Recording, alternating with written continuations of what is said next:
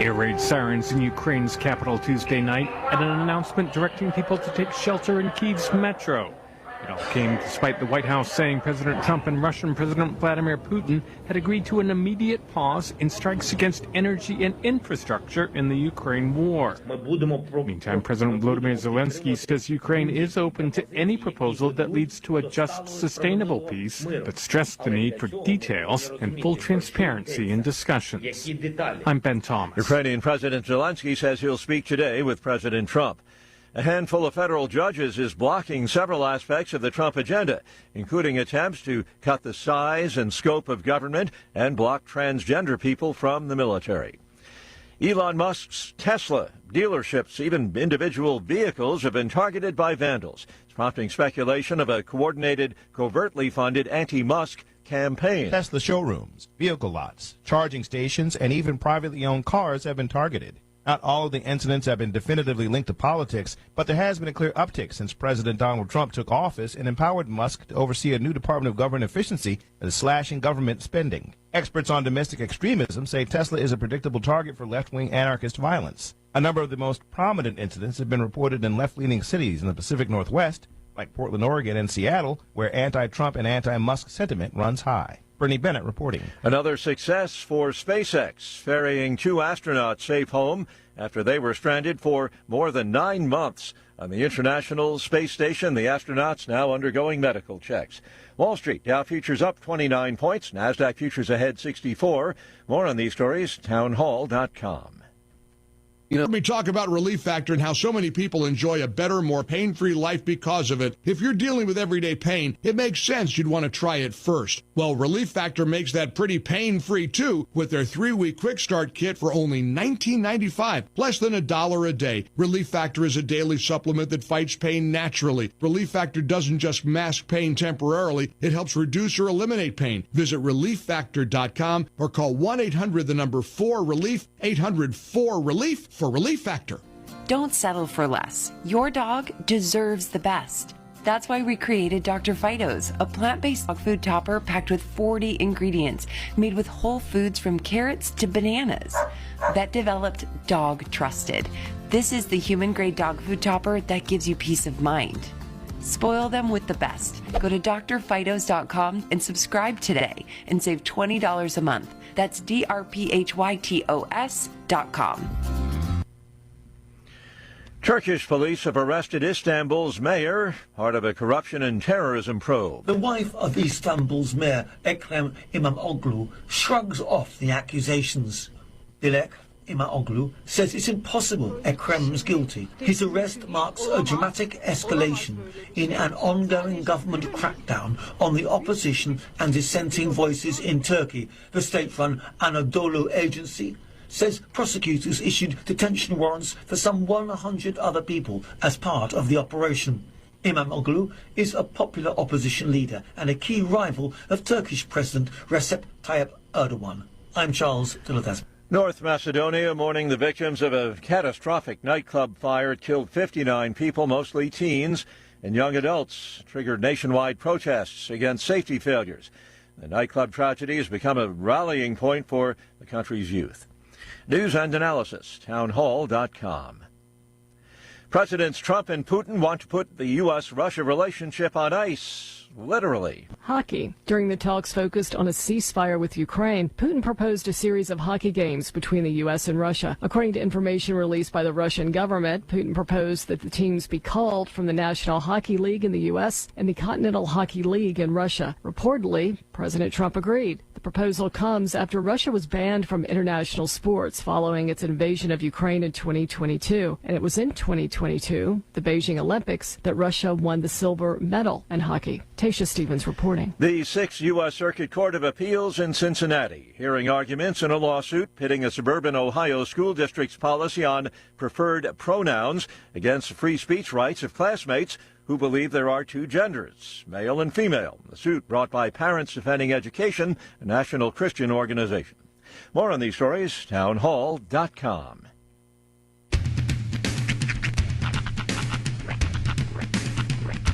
What in the wide, wide world of sports is going on here? I promise you, Whatever scum did this, not one man on this force will rest for 1 minute until he's behind bars. Now let's grab a bite to eat. Yeah, come on. I feel the hot wind on my shoulder and the touch of a world that is older. I hit the switch and check the number. I leave it on and then I slumber. I hear the rhythm ringing through it. Flamenco guitar and cumbia music. I hear the talking of the DJ. The Travelician, what does he say? I'm on a Mexican radio. I'm on a Mexican radio. Broadcasting live from high atop the J.P. White Building in downtown Roswell, New Mexico. It's Mornings with Mike Winters on 106.5 Roswell's Talk FM. Is that what I sound like when I talk? Now, here's your host, Mike Winters. And good morning, one and all. Welcome to Mornings with Mike Winters. I am he. That would be me, Mike Winters. Happy middle of the week, everybody. Happy Wednesday. Can you please stop talking about wins? Yesterday was Wednesday. Yeah. Today is just Wednesday. Yesterday was wind. Oh. But yeah, it was pretty gnarly yesterday. I ain't gonna lie. Maybe not as gnarly, but it's supposed to be dusty and windy today too. From everything I'm reading, it's supposed to be like that until about 1 o'clock. Yeah, that's supposed to. And then it's supposed to calm down a little bit. This afternoon. But yeah. I'm not gonna lie. I noticed winds are whipping a bit at the moment. But when I came into work, it was pleasant. Yeah, it was downright calm. Yeah, it was like it's not windy. I was like, I thought it was supposed to be windy because I remember too this morning. I got up to pee because that's what you do when you're 50. Yep, and 40. and that wind sounded angry. Yeah, it was whistling. It was whipping. Here's something I've always kind of wondered about though. Like it seems like wind is delegated to the afternoon, and here recently, like overnight. Because usually it's pretty calm overnight. But it always seems really calm in the morning. Like, how does wind know to just hold off till noon? You know what? Wind's a partier. Yeah. Wind likes to sleep in. Parties till like 4 a.m. and goes to sleep till about 10. Passes out upside down on the couch. That's right. Although this batch of wind, this one's an all-nighter. It's a mid-shift worker. Yep. And then the day shift takes over, but it's cutting out early today, apparently. Yeah. So. Yeah, it's gonna take the afternoon off. That's right. It's spring break, you know. They're gonna give the B team a chance for this afternoon. But yeah, it is breezy. But this is one of those weird days where it's actually supposed to decrease as the day passes. Oh, thank goodness. Roswell was third in the state for peak winds. Our peak wind was 75. Oh yeah, it was. There was getting some. I think there was one area that did collect a 3-digit number, didn't it? San Augustine, the pass near Oregon, in the Oregon Mountains, going towards Las Cruces. Yeah. They said they clocked 101 miles an hour gust. Whew. And my wife showed it to me, so I didn't see all the details, but there was a picture she showed me from a semi-truck in the El Paso area that got overturned, and it was like half hanging off like an on-ramp or an off-ramp, but it was airborne, like an overpass. I guess it was like an off-ramp or an on-ramp to an overpass, and the truck was just like hanging there. Now, unless my wife got duped and it's an old picture. No, but, this is 9 hours ago. It says semi-truck rolls over, and yeah, it's literally like the payload of the truck, the bed, or the truck bed. Yeah, the bed is hanging off of the overpass. Yeah. That is terrifying. Yeah. Yeah. Yikes. Yeah, that's the stuff you see in like the Final Destination movies and stuff, like, or a Marvel movie. We're waiting for Iron Man to swoop in when that happens, but yeah. Well, it makes sense too because they're just giant sails driving down the road. They're those are high profile vehicles and top heavy sometimes depending on the load. Yeah. And it's a recipe for that. Once you get past Las Cruces and you're heading towards the El Paso area, there's this spot where it's just flat and dirt, and all of that like just moves when it's windy like this. And then another thing my wife showed me was some kind of massive pileup in Amarillo. Oh, really? From dust. And it was literally like, it looked like the picture, like the video footage, because the dust was still lingering, but it looked like the carnage from some kind of aftermath of a battle. It was just the cars were this way, there's dust and just abandonment and everything. I was like, holy cow, that was in Amarillo. Right. I was like, whoa. Yeah. Again, I'm assuming that was a video from yesterday, but sometimes my wife, you know, well, like, no, this was from 4 years ago. It's funny you say that because most of the stuff I've been seeing is from this storm, but there was one that came out a few days on Friday, matter of fact, when it was supposed to be really bad, but it really wasn't. Somebody put up a picture of a train up by in like the Vaughn area where that train track is like way like up on the bridge. They put up a picture of the train having blown off the track, and it was like on the ground below. Oh, that was from 2019 though. See, and that's it. So you got to do one of those. Jump in the comments. I'll tell you. And I'm more savvy to that than my wife is sometimes, just because I know people are awful. Right. My wife's more of a trusting soul. But point was, it was bad yesterday. Yeah, it was horrible. That was a lot going on there, and but today is not going to be a picnic either. But hopefully, it's not to the levels of yesterday. But the good news is, hopefully by this evening, it's more just palatable. Yeah, just a little breezy thing. Like tomorrow, we're getting 15 to 20, and then tomorrow night we're getting gusting to 30. Friday is. Friday's going to be nice. It's going to be sunny, 78, 10-mile-an-hour winds. Wow. Out of the northwest. You spoil us. Friday's going to be delightful. Doggone. Just says sunny and 81. Doesn't talk of winds. Shaping up for a decent weekend, sounds like. Yeah. Just got to get through the rest of this wind-swept week, and I think we'll be coming out shiny on the other side. Jason Burke just texted me from the VFW. He goes, yeah. It's like being in Kuwait again. He ain't lying. I spent time in Kuwait, and it was literally like Dune, man. Dude, okay, so there was a point, and I toyed with the idea of just turning back around and coming back into town, but I had to go to the base to pick my kids up after work yesterday. There was a point right about Nature's Dairy where the dirt was so concentrated, it literally it went from like, okay, it's a dusty day, but it went like the sunset. Yeah. It was like dusk. Yeah. It was dark for a quick second. It was intense. Yeah, that's Kuwait would get like that, where you get just this dark, kind of like what you saw that, a little bit of yesterday, but times 10 it. And but literally to go out, we had to wear the goggles and the wraps, and because it was just, and I'm like, I'm just going 100 feet to the chow hall. Time to suit up. I felt so bad for. I watched a guy on a bicycle yesterday who had like the full face mask on, like the balaclava and the. But you just can't help but feel horrible. Yesterday's a bad day to be a biker. Yeah, biker, bus rider, pedestrian. You're getting more than flies for lunch today. Everything's gonna be crunchy though, so that's good news. Warm. Sorry, Dumb and Dumber went right to my head. Just let it go, man.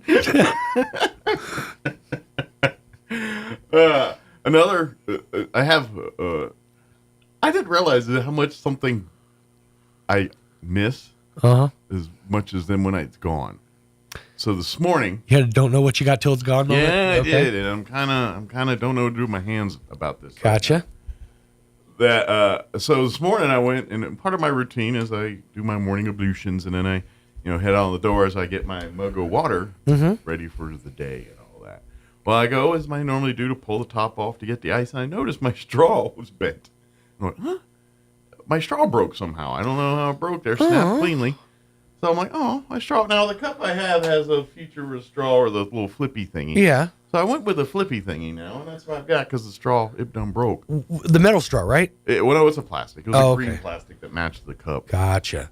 I don't like this. Like this is, I just realized I like my straw, and I'm like, where's my straw? I have this now. This is the problem. The flippy thing works fine for hot beverages. It's a hot beverage drink, vessel to get the hot beverage in your Sure. But if it's a cold beverage with ice, Mm-hmm. you need the straw. Yeah, because the ice kind of fights back. It causes a blockage. And I don't put hot beverage in there because I don't drink coffee. Mhm. And I don't drink 57 gallons of tea at a time. Right. Not yet. HTO's coming, sir. Hot tea. Oh, great. Hot. No, not that. And so I'm like, this. So now I'm like, I love this cup, Mm-hmm. but it has no straw. That's. Is there any way to get like a replacement for it, or do you have to just buy the whole? Did it come with a cup? Yeah. Oh, because that's a big cup. That's a long cup, so you need an extra long straw. Custom straw. So. Well, and I just thought of one when I was looking at your cup, because when I went to, I want to say Denny's last time, the kids got the cups that the kids got had these straws, and you know how like you have like the fun straw that bends at the top with the whole thing was bendable. Oh wow! So you could like take the straw that was like this long, and stretch it out to like this long, like a slinky, or like one of those accordion tubes, accordion tubes from back in the day.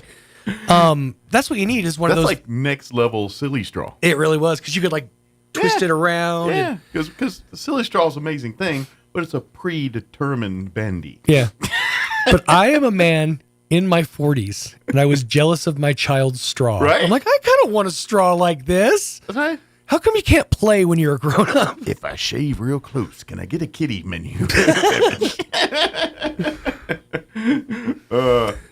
What kind of reach did it have when you fully extended? I mean, it was a kid's straw, so it was like like that long. Okay, so, but did it get a good like foot maybe? A good solid foot, I'd say. All right. That's respectable. Mm-hmm. I was like super big gulp length. That's what I need. Super, yeah, exactly. I don't want to be putting my face right by the plastic. I need a little length, Oh, nothing makes me mad when I get a 32-ounce beverage and get a straw, and the straw always goes down, and there's only like a half an inch sticking out the top, and I'm like, what am I supposed to do with this? Like, pull it up. Well, then I lose the whole bottom half of the cup. Exactly. That's where all the good stuff is. It's where it concentrates. That's right. Oh, yeah. Well, doggone it. Now we got to go find you a super long straw. First world problems here. Right? But yeah. So, I don't know. Do I just replace the cup? Do I go on a straw hunt? Go to Vegas. They have those really long cups. You're bound to find a long straw there. I'll be back. I'm going to Vegas. Why? To get a straw. You mean Nevada, right? Yes. Oh, never mind. Dude. One time we were talking about going to Vegas, and I was looking at it. I was like, oh, you can take an Amtrak there for like $57. Oh, that's New Mexico. And it still takes 11 hours. I've really never spent time in Las Vegas, New Mexico. I think I may have driven through it while going to Santa Fe or something like that. But weirdly enough, and I hope this is true, because if it is, 2 thumbs up. Mm-hmm. Apparently there's like a sign in Las Vegas, New Mexico, that looks just like the Las Vegas sign in Las Vegas, Nevada. But it says, if you think you're in Las Vegas, Nevada, you should have took a left at Albuquerque. Nice. And if that's true, I want a picture in front of that sign. Amazing. Well, I saw a picture of one, but I don't know if it's a real one or... No, I mean, I want a picture of me in front of that sign. Right. But I don't know if it's real or not, but that's delightful. It's right up there with... I mean, taking a picture in front of the Vegas sign is great, but one of my favorite things is when you see people taking pictures of people taking pictures, like the poses or whatever. Right. It's like when you see somebody taking a picture of the Leaning Tower of Pisa, they're always going to be doing the pushing up thing. But then if you go to the side, you just see a bunch of people going like this. And it's just really funny. Yeah. Oh, yeah. Oh, yeah. A big one to do that at was Air Force bases. Yeah. Because most Air Force bases have some kind of plane yard or, planes on static display. Right. And there's a good 70% chance that one of the planes are going to be posed in a stance like it's taking off, which usually means the nose gear's off the ground a little bit. And was it Shepherd or San? I think it was San Antonio. In San Antonio. Okay. When, I think if I remember, we were graduating basic training and all that, and of course your parents come down and visit, and then you get some free time to go. That may have been tech school now that I think about it, but it was one or the other. Anyway, I had family visiting and all that, and of course, our plane yard had that, and in that plane yard there was a B-52 doing one of those moves. Right. And of course, what everybody does, you get up under that wheel guard, and you're like you're picking up the plane, and you do that. Right. So you could do that from there. And some people didn't go up under, because I don't think you could get quite near it. Right. But you get, if you angle it just right. It's the perspective thing. Yeah. So you couldn't actually get up under the Right. wheel well to do it, but so you could do it there. Mm-hmm. I've seen that quite often done there. You could actually do it around here too, because of our alien stuff. Yeah. A lot of people do. A good one to do that on is no longer available. If y'all remember, now it's the Garden here on the corner of 2nd and Main downtown here. Now it's the Garden. Right. But years ago, that used to be a building, and I think there was a bail bondsman in there or something. But anyway, on the side of that building was this mural of aliens, and one was like the E.T. touching and all that. And I think I've got a picture of me doing it, but there's always like people like connecting Sistine fingers Chapel. and doing weird stuff to that thing. But I see all the time the various statues that are up and down Main Street, you know, between Dunkin' Donuts and the alien zones and the car place down there. All, you know, they all got like aliens standing around. Yeah. And not so much now, but like when the weather's nice, I always see people out in front of those getting pictures and standing and doing poses and whatnot. I had to, and in fairness, I'm probably going to eventually do it, but I had to tell Hunter no, because he wanted to. We went to McDonald's one time, and he's like, "Can we take a picture in front of the alien?" Oh yeah, they got the silver ones. I'm like, dude, that's kind of a tourist thing. Like that's I don't want to do. I just don't want to do it and have like friends drive by and be like, lame. Because, you know, I'm local. I'm not supposed to like stuff like that. It's your boy. Yeah. You get away with everything. It's for the boy. It's for the kid. Yeah, it's for the boy. So I'm going to break down eventually. There's going to be a time where you're going to care about that stuff. Mm-hmm. He does it now. Enjoy it. That's a good point. Use that. Later on, you're just going to like, just wear the shoes. And he's going to be like, no, they're not the Nike, whatever. In fairness, it is great to have kids, like when there's like an animated movie that comes out that you kind of want to see, but you know, you don't want to go by yourself. Inside Out? Yes. Yeah. Come on, boy. I don't care if you want to see it. You're seeing it. That's right. Yep. Yeah. I know the feeling. That's what I do when I want to see Steely Magnolias. Kim? Just kidding. Really want to watch Beaches, but you know, I just Kim? can't justify it.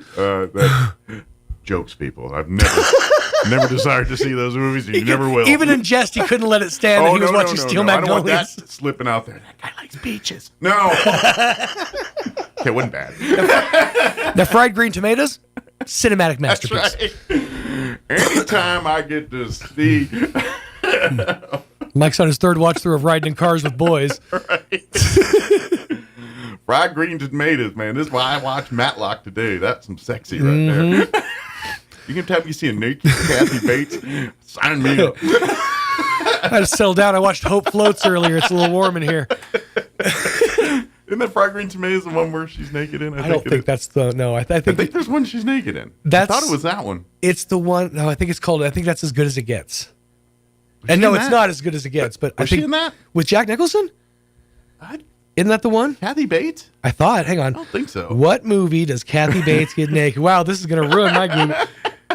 That movie. I thought it was fried green tomatoes. Maybe. I've never seen it. I don't know. Bet you've watched it close enough to see Kathy Bates get naked. Well, at the time it was out. In the hot tub, right? Yes. Yeah, it was about Schmidt. Oh, okay. A different Jack Nicholson movie. Yeah. Okay. I just remember a lot of people talking about it at the time. Mm-hmm. And now that makes sense why I've seen it, because I would have seen About Schmidt. Because I too, like, I don't think I've seen, I've seen like scenes from Fried Green Tomatoes. I don't think I've actually sat and, like, I seem to remember a scene where someone goes kind of postal in a parking lot. Probably. But I don't remember anything else. Anyway. Bunch of people, I love that scene. I don't know the movie. But anyway. There's a couple I've been duped into watching, but luckily I was able to not have to sit through those. I've seen Beaches, actually. That one. Yeah. Oh, back when my wife and I were dating, I think it was on the repertoire, because she loves those, like those certain 90s Bette Midler movies. Mm-hmm. My wife loves those. Yeah, that's makes right, sense. her wheelhouse. So. Let me give you the rundown for today's show, because I don't want to talk about Bette Midler movies anymore. We're going to replay an interview this hour. Earlier this week, we had Josh McDonald with the Rocky Mountain Elk Foundation, and they're having their Roswell chapter banquet here on April 12th. And he joined us to talk about the organization, what they do, and then, of course, invite people to come be a part of the banquet here on the 12th. In the 8 o'clock hour, about 8:15, Don Weld's going to join us today wearing his Friends of Bitter Lake hat. And he'll give us an update on things and events and activity happening through Bitter Lake. And then in the 9 o'clock hour, about 9:15, we'll have the folks from the Roswell Chamber join us, Andrea Moore, and Gary Thrine will join us, give us an update on events.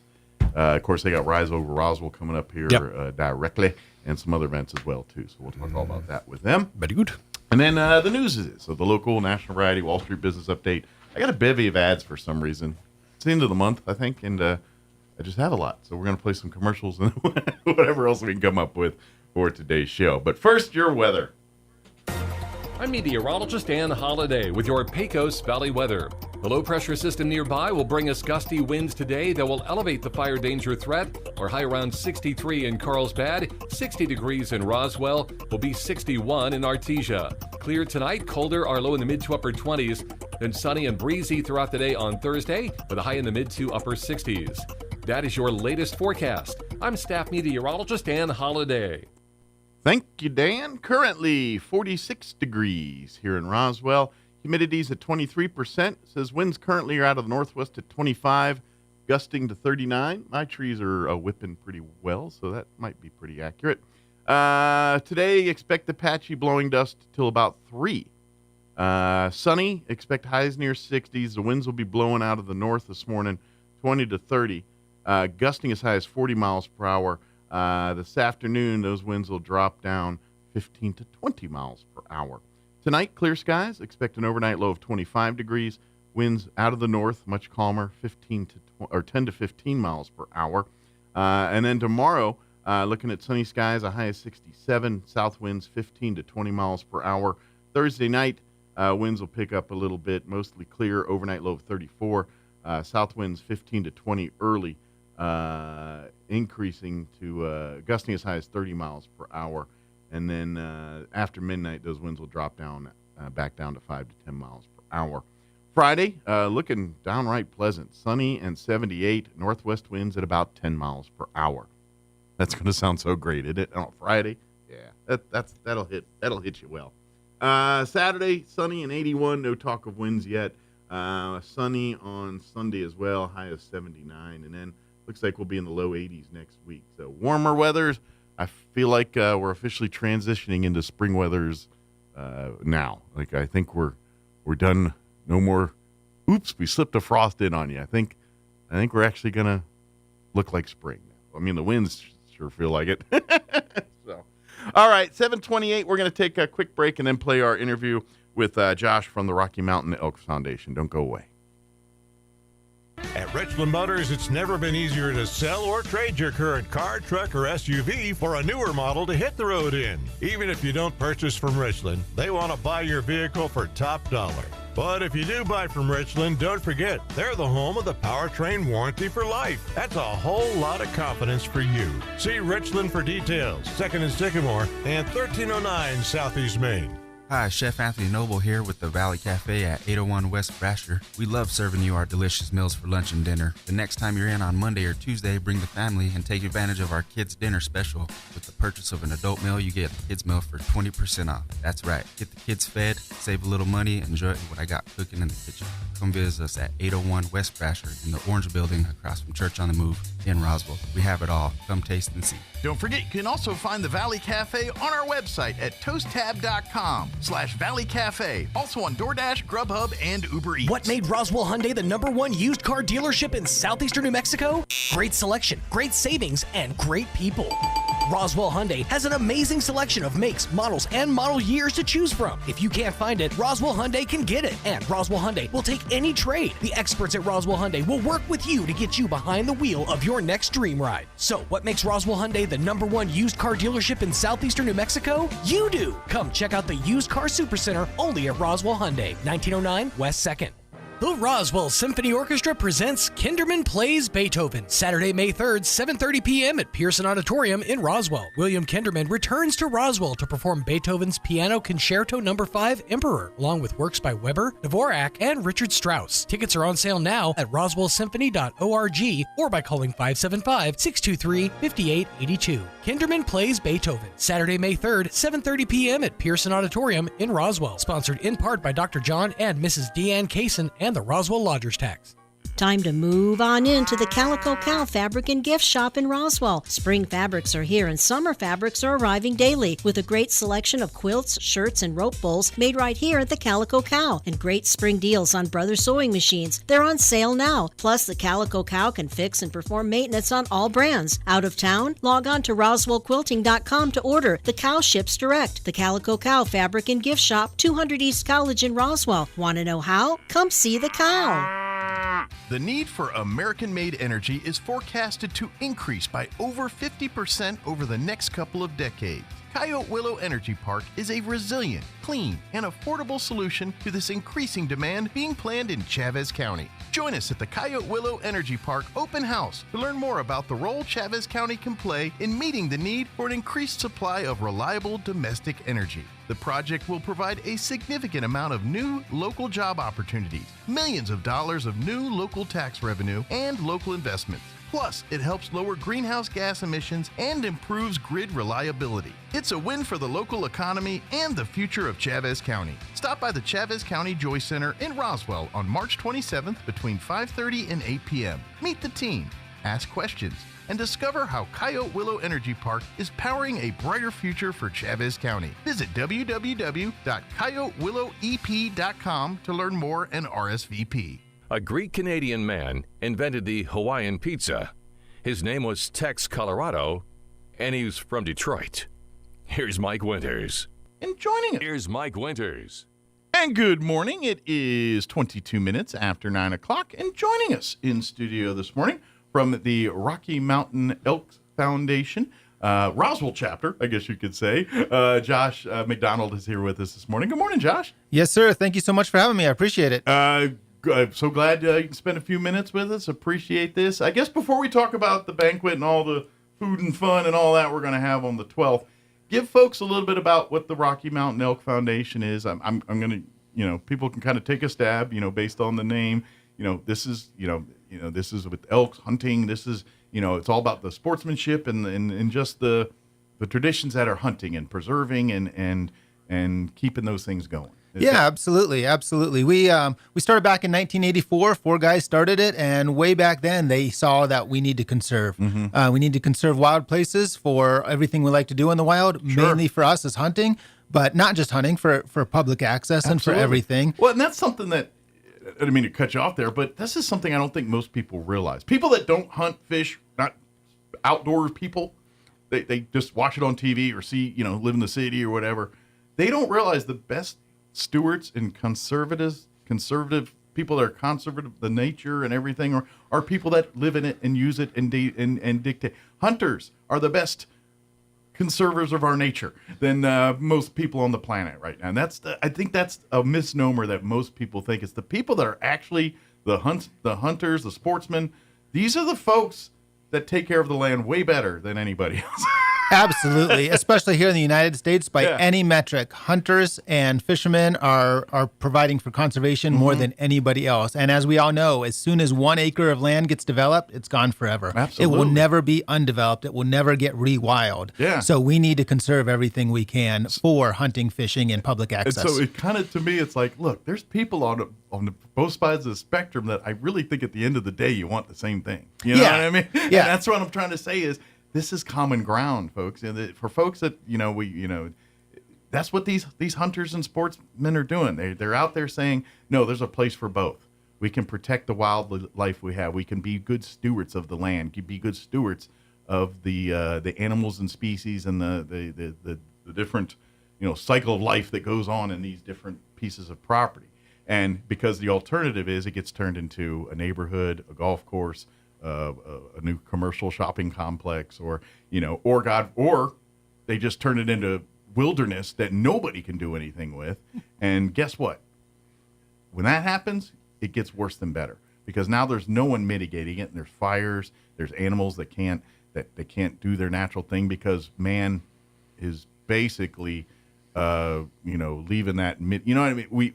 Our hand has been there. We can't just leave it back to nature without there being consequences for that. So this is that creamy mix where where humans and animals and nature coexist. How do we do that together?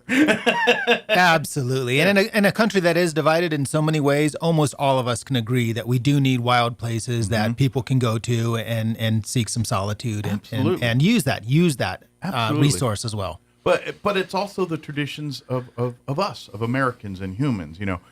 Contrary to popular beliefs, your burger did not come from a grocery store. I mean, you got it from there, but that's not where it came from. And guess what? They're back in early country history. There wasn't a lot of cattle farms or any of that either. So guess how Americans got their food. Right. And no matter who your ancestors are, all of them were hunters somewhere down the line. So that is part of our heritage. And so that's what it really is, getting back to the nature, what humans and Earth, how we're supposed to coexist. And that's really what you guys are about. Absolutely. And so that's the kind of thing I'm trying to say. And this is what it makes, because we get your PETA World people and all those green, and I'm like, you don't realize the people that live and work and do and everything, the last thing they want is to live in a bad environment. So they're going to do extra hard to make sure that it's within, it's the same thing with, and I know this is out of your realm, but oil and gas and the federal, it's the same thing. Guess who lives in these places they're talking about? Oil and gas companies. They're going to be good stewards of it too. And this is the people that use the land and live in the land, are a part of the land, are going to be the best stewards of the land. And this is what you guys are about. Yeah, absolutely. And bring up oil and gas, and we are not anti-development by any means. We understand, we need timber, we need oil and gas, we need mining, and we also need places where we can go and we can recreate and we can hunt and we can fish, and we can all use those lands to the best that we need for our society. Yeah, this is really about becoming one with our relationship between our nature and earth and man and its place in it. And this is and there is a right way to do this. And there's a balance to everything. Yeah, there's a balance to it. There's extremes, like you said, and that's what and New Mexico is one of these beautiful states that we have, and we got to balance it. Preserve the things, the traditions, the heritage, the culture, the way of life of rural folks. But at the same time, we get, they're going to build the power plant. They're going to build they're going to build a community here. And so that's where we got to find the balance where we can do that. But at the same time, we have a place where we can go and take our family and hunt and camp and fish and enjoy the outdoors.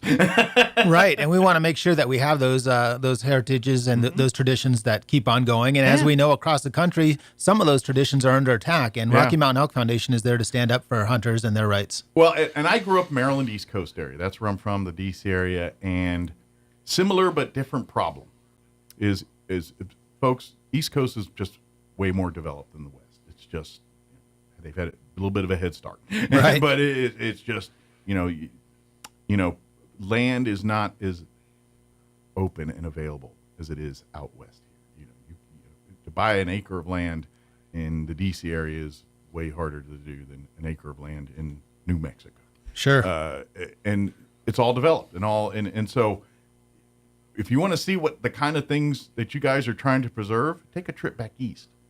Because that's what happens unfeathered and what the big battle is now, because really the biggest patches of grass and green and things are in some of these areas are historical battlefields and where things like Valley Forge and Gettysburg and things like, and so the big fight there is to preserve these places because they're losing more and more of these places. Like and it's sad. You go to Gettysburg and you're sitting there at the most biggest impact of the battle, and you're seeing, and then you look in the distance, there's a KFC. You know what I mean? Right. And that's what we're trying to avoid. You know what I mean? And that's. And so the battle is kind of lost back east. And so we need to preserve what we got out west here, because if it doesn't, go look at New York City, go look at Washington, D.C., go look at their surrounding areas. The state of Maryland, it does have trees and green and grass and is way greener in here. But It's a suburb of Baltimore, D.C. There is very little what would be considered rural areas back there. I mean, there's some few tobacco farms south and the east, but it's strip mall after towns bleed together. That's something that I learned out here. I'm like, what do you mean? It's like back east, I just went through buildings and I see a sign that says, now I'm in Clinton, now I'm in Waldorf, now I'm in here. You literally drive an hour between towns or 3 hours between towns. Sure, absolutely. And we want to make sure that we have some of those public spaces that are available. And I know I'm getting winded and over the thing here, but this is what I'm trying to tell folks is you want to see what the Rocky Mountain Elk Foundation is trying to preserve. It's see what East Coast looks like, and that's what happens when you lose it. Right. And we just hit a major milestone. We just hit 9 million acres conserved earlier this year. So that's a huge number. Of course, that's throughout the whole country. Mm-hmm. But that's 9 million acres that will never be developed. Exactly here. So if you want to be a part of this, learn more about it, have a good time, the annual banquet for the Roswell chapter of the Rocky Mountain Elk Foundation will be happening here April 12th.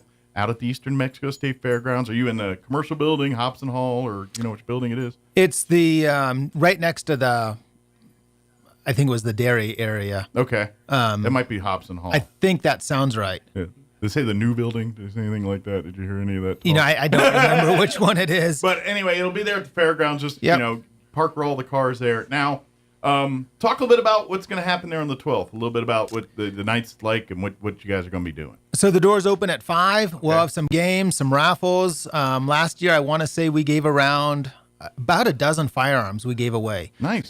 So yeah, you can come win a firearm. There'll be lots of other stuff. Because you want to get people bring food and guns. The two things people show up for. Yep. And we'll have a catered dinner there around 6:30. Probably dinner will be served, and we'll have a silent auction, a live auction. Great time, and just a good group of people to come and hang out with, and like-minded people that really care about what the Rocky Mountain Elk Foundation stands for, which is the future of elk, other wildlife, their habitat, and our hunting heritage. If you are a hunter, a sports person like to go fishing and camping and enjoying nature, then guess what? Your mission is the same as their mission. Absolutely.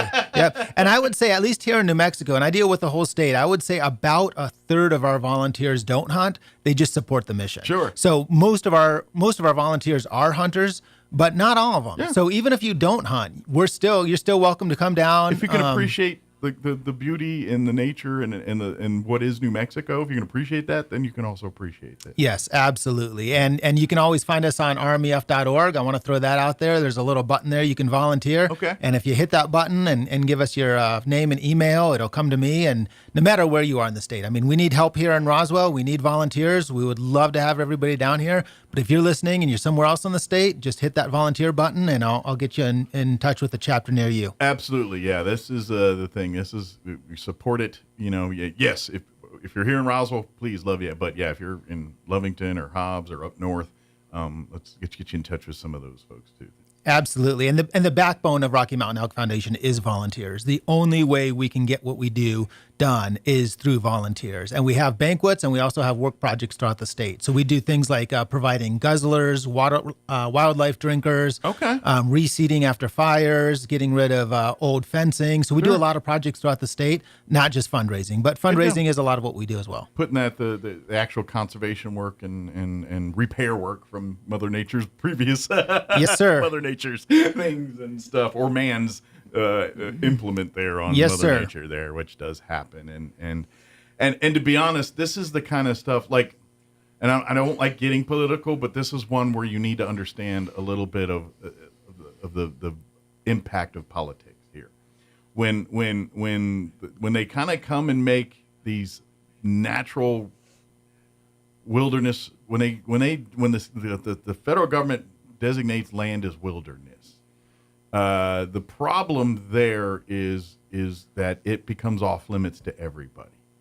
And what happens is, and I've talked to enough folks that live here and understand, is when that happens, is the wilderness grows back. It grows, and it becomes a bigger fire hazard because no one's, there, preventing that from happening.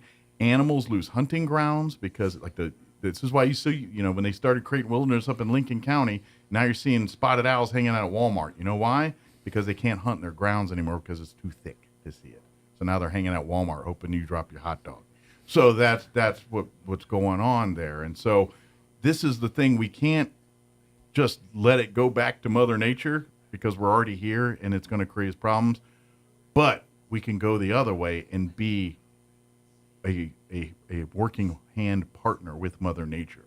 So we can preserve these lands, but still mitigate them so they're not fire problems, so that the animals continue to live and use in these things the way that they were doing it before. And so this is the balance. And this is where organizations like the Rocky Mountain Elk Foundation said, we don't want it to get the federal government making wilderness and we can't do nothing to it. We want to have that relationship between humans and our land and doing the things that generations of families have been doing before there. So that's what it's about. Right. And one of the things that Rocky Mountain Elk Foundation is doing more recently is getting more into the advocacy. Yeah. And there is a page there on our website that shows you exactly what we support. And one of those things is the active management of public lands. We really do support active management. And so that's what we got. Because if we don't, then they try to put it in the wilderness, and then that makes it actually worse rather than better. At the end of the day, it does, because it just creates other problems. There's just been a big history of that. So but this is, I know we're getting down that road, but this is what happens when people that live in Washington that have never set foot in places like this make decisions about places like this. And that's one of the things that Rocky Mountain Elk Foundation does do well, is that we have around 200 to 240,000 members throughout the country, and we need more members here in New Mexico. Yeah. So again, the volunteers are our backbone, and I would love to have more volunteers This is here. real conservation, not puppet conservation. If that's what I mean, it's like clean energy. If you believe in clean energy, I got some oceanfront property in Arizona to say there's no such thing as clean energy. Right. It does not exist. There's kind of like that when it comes to this world too. There's a lot of people that do things and say things that sound good, and then there's people that actually really do the work and actually do the stuff. This is what I'm talking about. These are the folks that live the area, breathe the area, they're part of the area, and they're doing everything they can to be one with the area, unlike some of the other things you're dealing with. So if you are a true conservationist, if you're a true believer in our land, these are the types of organizations you need to be involved in, not some of these others. That's what I'm selling. If that makes sense. Yeah. And Josh, if I'm off, please tell me. But that's kind of, there's a difference between being a whatever fighter and then actually doing the work. And that's what the difference is. And please know that. Sure, absolutely. And there are several other conservation organizations out there that do a great job, and we partner with a lot of them, Ducks Unlimited, some other organizations that support hunting as well. I happen to believe that Rocky Mountain Elk Foundation is the best conservation hunting related organization out there. People that do extreme things to gather attention, and I'm not going to name names, you all can figure those things out. That's about all they're good for. When it comes to the real work and getting the actual thing done, you need people with boots on the ground, people that have actual knowledge, actual experience, and actual history with these things.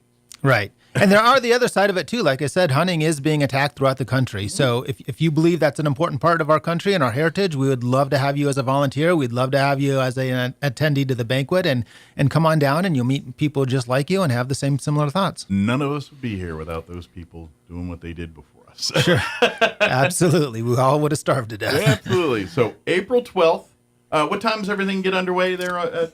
Doors are open about 5. Okay. Like I said, there'll be games and raffles, and we'll probably have dinner somewhere 6:30ish. Excellent. And then, of course, this is a annual fundraising event for the Rocky Mountain Elk Foundation Roswell chapter here, all going to conservation, going to preserving our hunting grounds and our lands for the next generations of families to enjoy and keep the Starbuckses and Taco Bells and McDonald's and right out of there. Yeah. Go camping. And we would love to have everybody that can attend come on down and please buy your tickets early. We do have to, we've got a caterer, we've got to get them numbers. So the earlier you buy the tickets, the better it is for planning for us. What is probably the most efficient way to get tickets for folks? Easiest way is just go to rmef.org and go to events and go to New Mexico. And that'll show you all the New Mexico events happening. Good deal. And then, in fact, if you have friends in other parts of the state or other states, You can, because like I said, all over the country, these banquets are going on. Maybe you got some friends in Texas or Utah or north. They can get involved in their local Rocky Mountain events and activities. Absolutely. Like I said, we need volunteers everywhere. I mean, here in Roswell, that's what I'm here for. I would love to get more volunteers here. But if you live somewhere else in the state, let me know. And, put it on the radar. And yeah, if you're anywhere else in the country, we need volunteers everywhere. Yeah, this is strength in numbers. This is one of those things. And to be honest, the more and to be honest, this is something like when you guys go, because I imagine there's times where you guys are, pleading to Congress or various other government entities to get them to see what you're doing. And the way they can get those audiences is the numbers in the organization, the membership numbers. Things like this is why, like if you look at American Legion and VFW and these things, they have strength in numbers. When they roll into Congress with something, they got a lot of people backing behind them. This is what you guys, the more people that are members of the Rocky Mountain Elk Foundation, whether it's here in Roswell or in Maine or wherever they're at, when they walk into Congress to go say, this is what, they can come and say, we got our 1 million members or whatever that number is behind us on that. And that money and votes make elected people listen. Right. And if you can threaten either one of those, they're going to listen to you. And when we're a united group, we are a very powerful group. Yeah. And like I said, there are groups against us right now and a group against the American way and our hunting heritage. Mm-hmm. So like I said, if you care about that, now is the time to step up, become a member and hit that volunteer button and, we can put you to work. We need you. Absolutely. So yeah. And if you want to get more involved, Josh will probably have a few, I'm sure we've got definitely some committees and some different activity that we can get you more involved in. Right. And no matter what your strong suit is out there, whether it's finance or whether it's digging ditches, like I said, we do work projects, we do fundraising, we do everything. So absolutely. Yeah. Your lawyer skills, your accounting skills, your business skills, your leadership skills, whatever those skills are skills that are a benefit to the Rocky Mountain Elk. Yes, sir. And at the end of the day, it's a benefit to our country and a benefit to our way of life. So we appreciate everybody that can help us out. This is how we fix things and make things better in our life. I know it's fun to get on Facebook and spout and complain about whatever thing is in your craw at that moment. But at the end of the day, if you want it fixed, the only people going to fix it are the people that are caring about it. If you want a better place to live, get out and do something about it. If you're waiting on a government entity to do that or some other organization to do that, you're going to be waiting a long time. I could not have said it better. Thank you.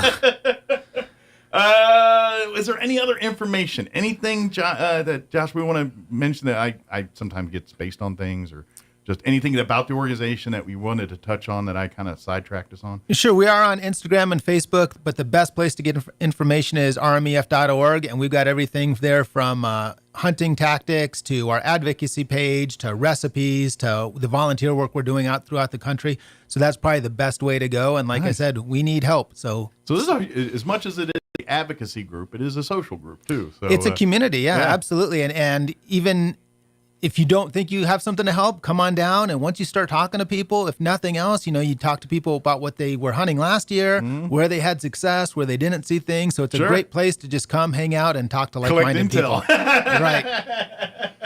You got it. Yeah. How do you think all these fishermen find them good secret fisherman spots? They talk to each other. Same with hunters. Yes, sir. They might even let you use your blind stand if you're nice enough. That's asking a lot. As long as they're not there, right. On the off weekends or whatever. Right. Good deal. Well, Josh, thank you very much for joining us here. And anytime you want to come on, even if it's just to say, hey, we're here, and we'd love to get more people. We'd love to have you do that. So. Well, thank you so much. I really appreciate this opportunity. It really means a lot to us. Thank you. Anytime. And again, April 12th at the Eastern New Mexico State Fairgrounds. Doors open at 6 p.m. 5 p.m. doors open. Sorry. And then you can get your tickets, again, at the website. rmef.org, and just go to events, go to New Mexico, and it'll be right there. And if you remember none of that, just Google Rocky Mountain Elk Foundation, and it should be the first thing that pops up on your, Google search there. So, awesome. Thank you, Josh. I'm sure you got a few fire stops. We'll let you go do those, and we'll see you next time. Thank you. All right. Take care. You too. It is 9:45. Man, this morning's zipping by. I feel like it was just like 7 o'clock like a minute ago. But yeah, it's 9:45. Let's do this. Let's pause for news, weather. Being sharp has never been easier. At Hippie Chicks, we got name brands like Michael Kors, Kenneth Cole, Couture, Allure Men, and Mod to fit your size and style for men's suits, tuxes, and formal wear. Order before April 1st for a chance to win $100 cash. Visit Hippie Chicks today at 802 South Main Street. Look for the VW 9 o'clock and now join for us. your Pecos Valley news update. I'm Jared Sorello. Carlsbad Mayor Richard Lopez is welcoming Pink Petals for a Cure to the city as they begin their 8th inspiring journey to fight breast cancer. The effort is led by Terry, a 14-year breast cancer survivor, and Al, an avid bicyclist who have dedicated themselves to raising awareness and funding for breast cancer research. What began as a passion project, Lopez says, has grown into a national movement, with their cycling journey spanning thousands of miles to support Breast Cancer Research Foundation. The City of Roswell's Keep Roswell Beautiful program will help local residents celebrate Arbor Day again by providing tree and shrub seedlings to citizens who wish to plant them in their yards or properties. The Arbor Day seedling giveaway is scheduled for April 12th from 9 to 11 at Spring River Zoo. This is a free event that will offer seedlings on a first-come, first-served basis. At least one seedling will be offered to each adult attending the event while supplies last. You're up to date. I'm Jared Sorello. Running a business is tough. Operational demands change fast, and keeping up can feel impossible. That's where DSI comes in. We've been helping local businesses thrive for over 25 years. You might know us for printer products, but we're your one-stop shop for cutting-edge office technology, from managed IT to video security, audio-visual technology, and more. DSI has everything you need. We're flexible, local, and have the resources of a national corporation. Be more productive. Make more money. DSI, the heartbeat of business. Visit DSINM.com. It's time for the Chavez County Sports Report. Hey, we want to wish congratulations to a couple of guys that were selected to the All-Star competitions, All-Star basketball games that are happening this Friday and Saturday in Hobbs. Now, this is for only seniors. You can't qualify if you're an underclassman. So congratulations to Roswell's Rylan Saraceno. He was picked for the 5A classification, and he'll be on the green team.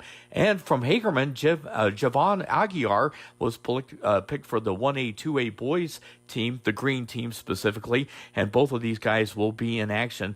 Thursday is check-in for the athletes in Hobbs. They will practice on Friday, the 1A, 2A boys game. Javon will be part of that, 6:15 Friday night, and on Saturday, the 5A boys will play at 4:15. The Sports Report brought to you by DSI. Call DSI for all your office technology needs. I'm Eric Butler at Roswell's Talk FM 106.5. In a medical emergency, every second counts. Artesia General Hospital's emergency department is open 24/7, staffed with highly trained professionals ready to provide life-saving care when you need it most. Don't wait. When minutes matter, trust Artesia General Hospital. Quality emergency care close to home. Learn more at artesiageneral.com.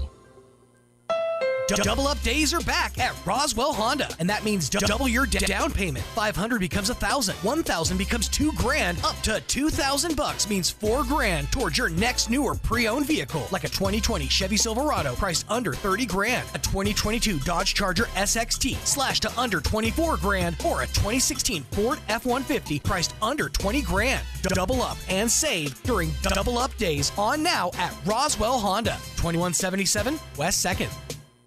That new avocado slicer won't do you any good if you can't find it. Top quality kitchen cabinets from Bush Woodworks are more than just beautiful. They keep things organized and make cooking more fun. Bush kitchen cabinets cost about the same as the box store, even less when you install them yourself. And we'll give you all the advice you need. So take it from James, the Cabinet King.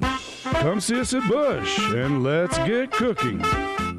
At Richland Motors, it's never been easier to sell or trade your current car, truck, or SUV for a newer model to hit the road in. Even if you don't purchase from Richland, they want to buy your vehicle for top dollar. But if you do buy from Richland, don't forget, they're the home of the powertrain warranty for life. That's a whole lot of confidence for you. See Richland for details. 2nd and Sycamore and 1309 Southeast Main. your home for Kim Commando in Roswell. 106.5 Roswell's Talk FM, KEND, Roswell, New Mexico. News this hour from townhall.com. I'm Rich Thomason.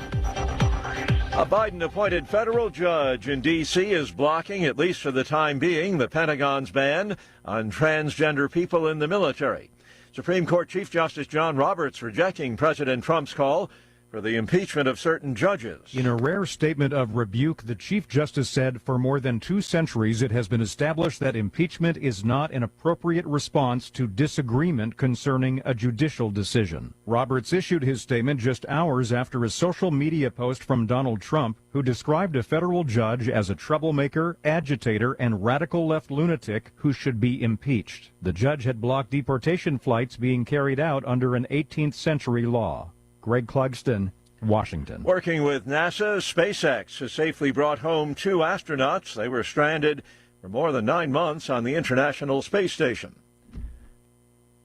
No more press 1 for English, 2 for Spanish, 3 for whatever when you call the Department of Homeland Security. From now on, it's English only. The move follows the president's March 1st order making English the official language of the United States. The administration says the reason is twofold. The cancellation of the contract with a translation service provider saves over $580,000. The English-only requirement encourages people to learn English. The president's order said, quote, speaking English not only opens doors economically, but it helps newcomers engage in their communities, participate in national traditions, and give back to our society, end quote.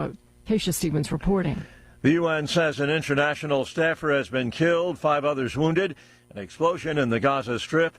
Ukrainian President Zelensky says today he expects he'll be speaking with President Trump. On Wall Street, the Dow is up 204 points. More on these stories at townhall.com. Here's an important message from the Diabetes Solution Center. Do you like pricking your fingers to test your blood sugar levels? No one does, but it's important to maintain your health. And now, by wearing a small remote device called a continuous glucose monitor, or CGM, you don't need to prick your fingers anymore. It's easy to use and helps you make more accurate diabetes treatment decisions. If you are testing your blood sugar 3 or more times daily, injecting insulin, or using an insulin pump, call the Diabetes Solution Center right now. And if you have Medicare or most major insurance coverage, you may be able to get a new CGM at little to no out-of-pocket cost. Shipping is free, and we'll even bill your insurance company for you. If you are testing your blood sugar 3 or more times daily, injecting insulin, or using an insulin pump, call the Diabetes Solution Center right now to learn how to end the painful finger sticks and get your own continuous glucose monitor, or CGM, at little to no out-of-pocket cost. Israel's been following up on yesterday's airstrikes across the Gaza Strip. Prime Minister Netanyahu says they're just the beginning, a necessary condition for freeing hostages. Israel's Prime Minister was making no apologies for resuming military action against Hamas. Benjamin Netanyahu vowed to use full force in the battle to defeat the group and ensure the release of hostages. Past hostage releases, he said, prove that military pressure brings results. Families of some of the hostages argue that such a policy means sacrificing the lives of their loved ones. But an undeterred Mr. Netanyahu insisted that from now on, negotiations with Hamas will only be done under fire. The BBC's Mike Thompson. Security officials in Bangladesh have arrested the leader of a Rohingya insurgent group on charges of illegal entry, sabotage, and terrorist activities in the South Asian nation. News and analysis at townhall.com. The Social Security Administration is tightening client ID rules. That effort will require millions of recipients and applicants to visit agency field offices rather than interact with the agency over the phone. Beginning March 31st, people will no longer be able to verify their identity to the Social Security Administration over the phone, and those who cannot properly verify their identity over the agency's My Social Security online service will be required to visit an agency field office in person to complete the verification process. Keith Peters reporting. Following a 15-year pause, Louisiana has resumed the execution of death row inmates. For the first time, the state employed nitrogen gas to put a man to death last evening for a murder decades ago. In Arkansas, Governor Sarah Huckabee Sanders signing legislation allowing that state to use nitrogen gas. More on these stories, townhall.com.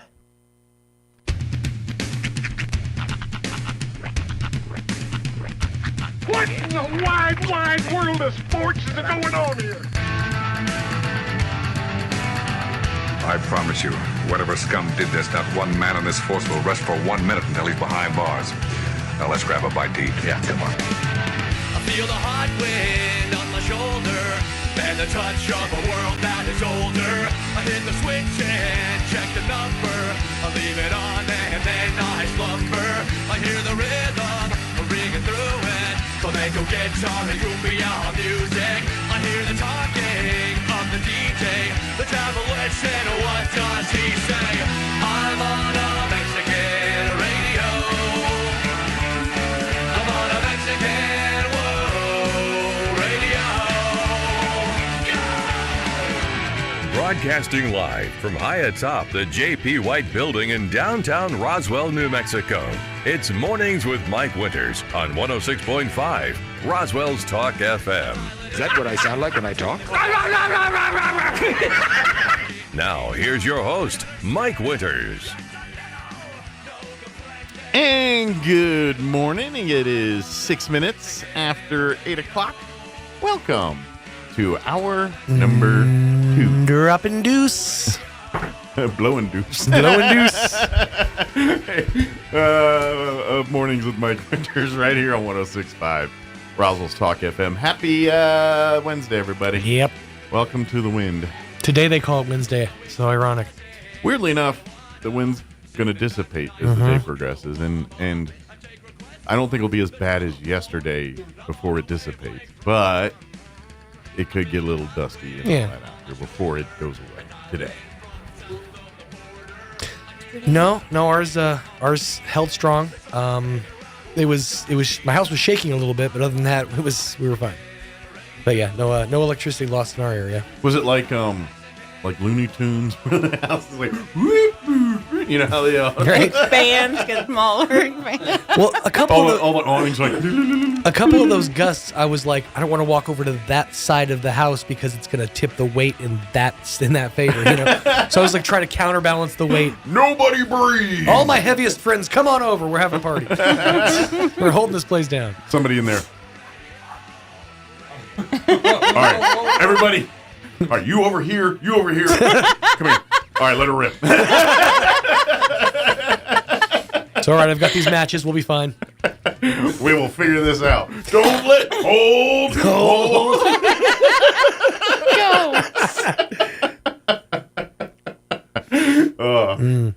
Film that if you do that. Will do. Roy is going to be disappointed because he's not here today, but I'm going to mention this briefly because it's relevant. Because Roy hit me up with this yesterday, and Roy and I sometimes have conversations off air that go way long than I intended to because I'm a motor mouth. But so we got into one of these yesterday because he was saying, "Hey, I heard Trump's going to release the JFK files today." Oh, and all yeah. that. And I was like, interesting. I said, from my understanding, it's not supposed to come out to like 2030 something or whatever. And that got into the whole debate of the movie JFK, the Oliver Stone JFK movie that was out in the 90s. Right. And because that's where I said, I remember at the end of that, in the end credits, they say in the thing there. And so I went on YouTube and said, yeah, it's 2029 is what it said on there. Oh, okay. And I guess, I don't know if Trump released them early. I don't know what he did.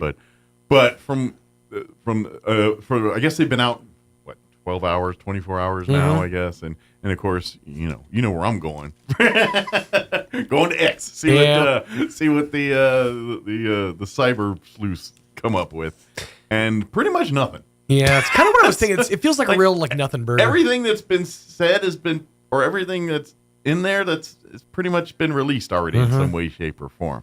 It's not answering any questions. From what I'm going to guess, depending on who reads it and what you're telling, but from the general consensus, it's kind of sticking with the Oswald lone gunman, right? Some serious lapses in Secret Service there as well too, and so that's not going to satisfy nobody. No, and I've always been of the opinion that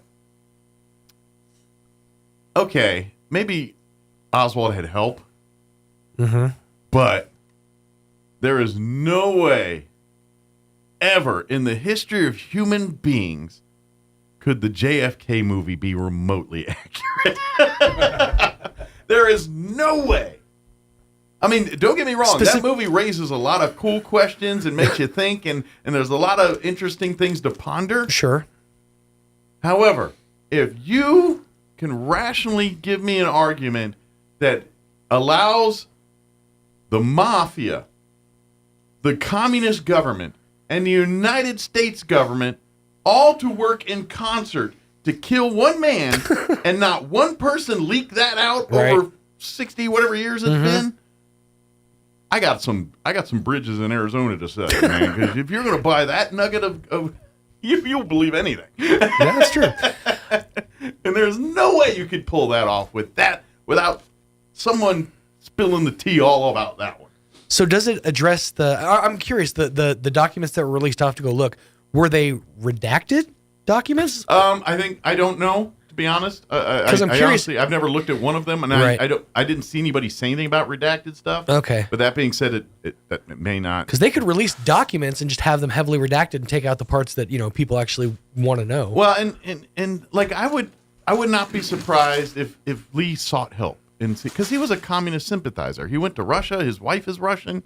He tried to become a Russian citizen while he was over there. Are Lee? No, Lee Harvey Oswald. I know. Like, that guy's a psychopath. To be honest, I don't know what Arlie is. Maybe, I don't know. I didn't ask. Assume no. But from the Legion and all this? He I mean, this is all documented. He was meeting people in Mexico. He was, he's a communist sympathizer. He tried to kill a general a couple years before in Texas. There, he botched it. He should have tried to kill a specific. I don't remember that he did it. I don't remember the general. He was a specific general. The general. I don't remember his name or the logic behind it at the time. He tried to kill the car insurance guy? That's horrible. Oswald was a nut bar. Yeah. And I'm gonna take a stab that, and I think I did see some stuff saying that Oswald tried to meet up with Ruby to talk a month or two before. To what end, it doesn't really say, but the CIA and some of the stuff they're uncovering, I'm seeing more than one source saying that. That's why I'm saying it. Right. Because, I only see it once. I'm like, wackadoo. It is interesting people, that, I'm like, maybe a few wackadoos, but it's got some smoke.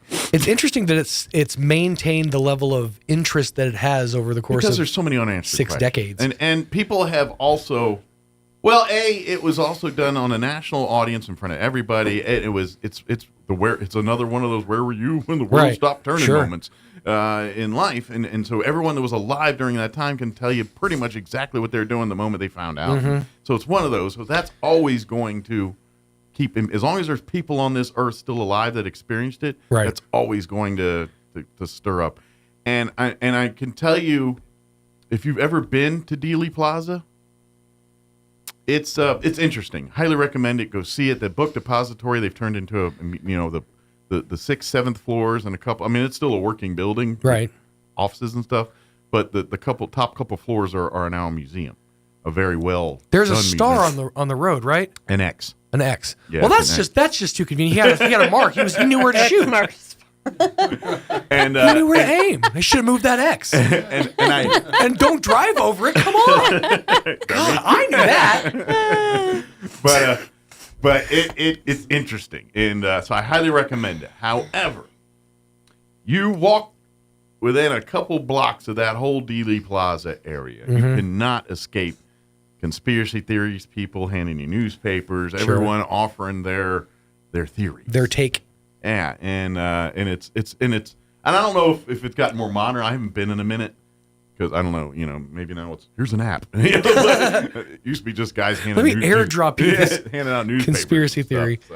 But it's a great museum to check out. I've been a couple times, and they've got and you're gonna and every single person out there is playing Detective Clouseau, running around out there, standing on the grassy knoll. You see him looking, going over on the behind the fence there. You see everybody. They're out by the X looking in the gutter. You know, everybody's head's going back and to the left. Yeah, and then you can see the way they've got it today, because it kind of looks pretty much the same as it did in 60 or whatever when he was shot. 3. With the exception of, a few things. But like, there's markers in the grassy knoll area where, like, where Zapruder was standing, filming. There's a hot spot there where you know exactly where he was standing when he was filming that. There's a couple of other ones that are other key eyewitnesses that they tell you this is where they were at the moment of the shoot. And so then you can go back and dig in the museum and the books and hear their recounts and reports and everything else. Their Warren Commission testimonies and all that kind of stuff. So pretty good stuff. But going back, and then we got to wrap this up because I got a lot of commercials and we got Don to get. Because he'll keep going. But I will say this: the JFK movie, complete hokum, but it is entertaining, and watch it. Oliver Stone, and at the time it came out in 1991 or whatever it was, it's literally got a who's who list of A-listers. Oh yeah, A-list actors. I mean, Kevin Costner plays, and it's based on a true story. Like, if you've never seen the JFK movie, the movie is coming from the perspective of the district attorney of the New Orleans district, Jim Garrison, played by Kevin Costner in this. This is all factual stuff that happened. He is the only prosecutor to bring a conspiracy case up on the Kennedy assassination. He brought this up. This Clay Bertrand was a closeted communist and homosexual. That was a big closeted thing at the time. And there was a whole thing on, and they claimed Oswald was a part of this. And that's what they're trying to, these guys were involved in the planning of the assassination, getting Oswald. And so that's the case he's proving. And so that's what the whole movie's about, is that whole thing. But through it, it's bringing up the Kennedy details and the back and to the forth of the Zapruder film. And there's an amazing, last half hour, last 40 minutes of that movie. It's a 3-hour movie, so be prepared. It does a great job of just kind of giving you the whole back into the forth. They stop the Zapruder film and they're just spending minutes frame by frame of the thing, and it's a lot to take in, but it's very fascinating to see. I've never actually watched the movie, the Oliver Stone movie. Oh, it's a great movie. The one thing I'm most surprised about, Jack Lemmon and Walter Matthau. Yes, I'm telling you, didn't realize. Everybody and their uncle was Ed in that Asner, Kevin Bacon, Joe Pesci, Sassy Spacek, Tommy Laurie Lee Metcalf. Jones was, Donald Sutherland, Tommy Lee Jones, Gary Oldman. It was John Candy. Yeah, and they're all cameos. Donald Sutherland's in it, and he's in it for 10 minutes. John Candy's in it for 10 minutes. Right. They're all Walter Matthau and Jack Lemmon. They're in it for like 10 minutes as well. They're barely the big players in it are Tommy Lee Jones, Joe Pesci, Kevin Bacon, obviously Costner, Oldman, and then like a couple. I think like Laurie Metcalf is part of Garrison's staff. I think Wayne Knight is as well too. He's Newman from Seinfeld. If you don't know who that is. And also in it is Jim Garrison. Yeah, the actual attorney. He plays Warren in the movie. There's a brief 3-second thing of Warren, and it's played by Jim Garrison. Yeah, he got literally top billing on this movie. He's above Costner. Well, he's the. I know, but just because of, the name. So. Anyway, Don Well here to join us, Yes. talking Friends of Bitter Lake, and so we'll do that here. But first, let me take a quick commercial break. Actually, let me do weather, and then a quick break, and then we'll talk with Don Weld and talk Friends of Bitter Lake. Don't go away. We'll be right back. Weather this hour brought to you by Southwest Bearing under new ownership. Custom solutions for your heavy equipment. Hydraulic hoses, hose repair, bearings, seals, sprockets, belts, tools, fluids, and fittings. I'm meteorologist Ann Holliday with your Pecos Valley weather. The low-pressure system nearby will bring us gusty winds today that will elevate the fire danger threat. Our high around 63 in Carlsbad, 60 degrees in Roswell, will be 61 in Artesia. Clear tonight, colder, our low in the mid to upper 20s, then sunny and breezy throughout the day on Thursday with a high in the mid to upper 60s. That is your latest forecast. I'm staff meteorologist Ann Holliday. Hi everyone, this is Melanie from Glenn's Furniture. When was the last time you looked forward to sleep? Let's be honest here, you know a restful night's sleep has more health benefits than you consciously think about during the day.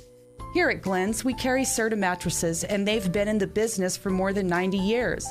Choosing one can be hard, but I want you to know we have your back. Come see us at Glenn's on the corner of Union and Alameda in Roswell, where delivery is free since 1953.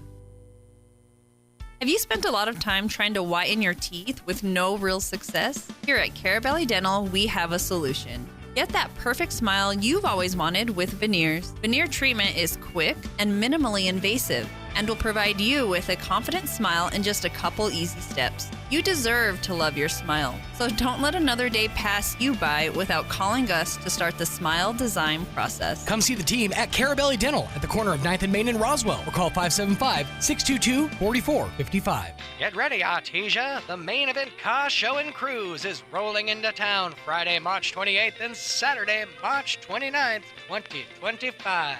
Friday night, we're kicking things off at 6 p.m. with the Main Street Cruise. Watch as classic cars, hot rods, and muscle cars take over Main Street, cruising by the decade. It's a moving history lesson with a whole lot more horsepower.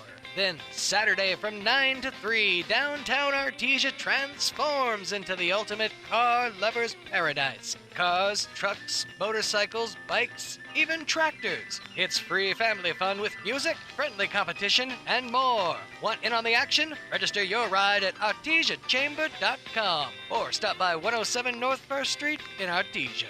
The main event car show and cruise, March 28th and 29th in downtown Artesia. Brought to you by the Artesia Car Enthusiasts, Artesia Chamber, and Artesia Main Street. Paid for by Artesia Logitech. Have you experienced the Valley Cafe yet? It's much more than lunch or dinner. It's an experience. Chef Anthony Noble is a nominated Chef of the Year and manager with a 4.9 out of 5 kitchen cleanliness rating and a 4.8 out of 5 most loved rating. It's time for you to experience the difference that so many others already have at the Valley Cafe. Visit for lunch or dinner at 801 West Brasher, the orange building across from Church on the Move in Roswell, and save the Valley Cafe in your contacts. 575-755-EATS, 575-755-3287. Don't forget, we can cater your event too, and a portion of our proceeds go to the Dream Center in Roswell. Maybe your AC unit needs a little tender loving care. If you don't know where to turn, then you don't know Jack. In fact, they're downright funky. Let the boys at Fergie's Plumbing and Heating get your AC unit ice cold, just like some of my lady friends. Don't let any fool make you lose your cool. Fergie's Plumbing and Heating. If you don't know Fergie, then you don't know Jack. 632-2660. The ultimate Wi-Fi experience is now available to you thanks to Smart Home Wi-Fi with Plateau. Get fiber-to-home technology 100 times faster than average household internet speed. Plateau has multiple plans and options to fit your family. With Fast, get true 100 megs per second download and upload speed. With Faster, get true 500 megs of download and upload speeds. And with Fastest, you get 1 gig. Learn more at plateautel.com. Get the speed you need with Plateau. Tried, true, trusted. It's a great time to buy a Kubota. From America's #1 selling compact tractor to zero-turn mowers and versatile RTVs, get your perfect match delivered to your door. Now through June 30th, get 0 down, 0% APR for 48 months, or up to $3,000 off an L3302 compact Kubota tractor. Now through 6/30/2025. See us or go to KubotaUSA.com for more information. Visit Amigo Machinery in Roswell or see us online at amigo-machinery.com. It's possible to turn peanut butter into diamonds. Peter Pan tried it with his buddy Skippy, but they couldn't do it in a jiff. Here's Mike Winters. And good morning. It is 23 minutes after 8 o'clock, and joining us in studio this morning, wearing his Friends of Bitter Lake Wildlife Refuge hat this morning, Don Weld back with us. Good morning, Don. Good morning, Mike. How you doing today? Doing great. How about yourself? Better than yesterday, I guess. Better than yesterday. I got kind of blown away yesterday. Yeah, you were. He was telling us he was one of the folks that was sitting out on the highway waiting for hours with all the dust settled so they can open back up and let him back into town. Yep. So, At first, good thing is you're back safe and everything else. Yes. That's important. At first, I thought maybe there was an accident, but it didn't appear to when they finally let everybody go. Yeah, just a big pileup of people waiting to get through this one section. Well, and my wife was showing me some footage from Odessa, some major pileups in the dust storm. So I think you got the better end of the stick. Yeah. Oh, it's Amarillo. That's not Amarillo, Odessa. Amarillo. yeah. It was there in Texas. But yeah. So I'll take waiting Oh yeah, and yeah. It was annoying, but better to survive than But for future plannings, folks, if you got those trips and know it's going to be, maybe pack some extra food or essentials you might need if you need medicines. A couple of bottles of water. Yeah, if you take medicines, you might want to pack them with you just in case you're stuck there a little longer than you anticipated. That's right. Good idea to keep. March is the time when Mother Nature does all her sweeping of things out. Yeah, so she's cleaning out for the year. Yeah, it blows in and blow right out here. All right. So, but I'm just gee whiz curious since what. How does that impact when you get these wind days and dust days out of Bitter Lake? Is all the animals it just turn into they kind of a ghost they town? hide. Yeah, they hide. They have their little cubby holes and whatnot. It's amazing. I think the animals are smarter than humans. Yeah, they know nature and they know when to hide and when to go out and feed and whatnot. And I was like.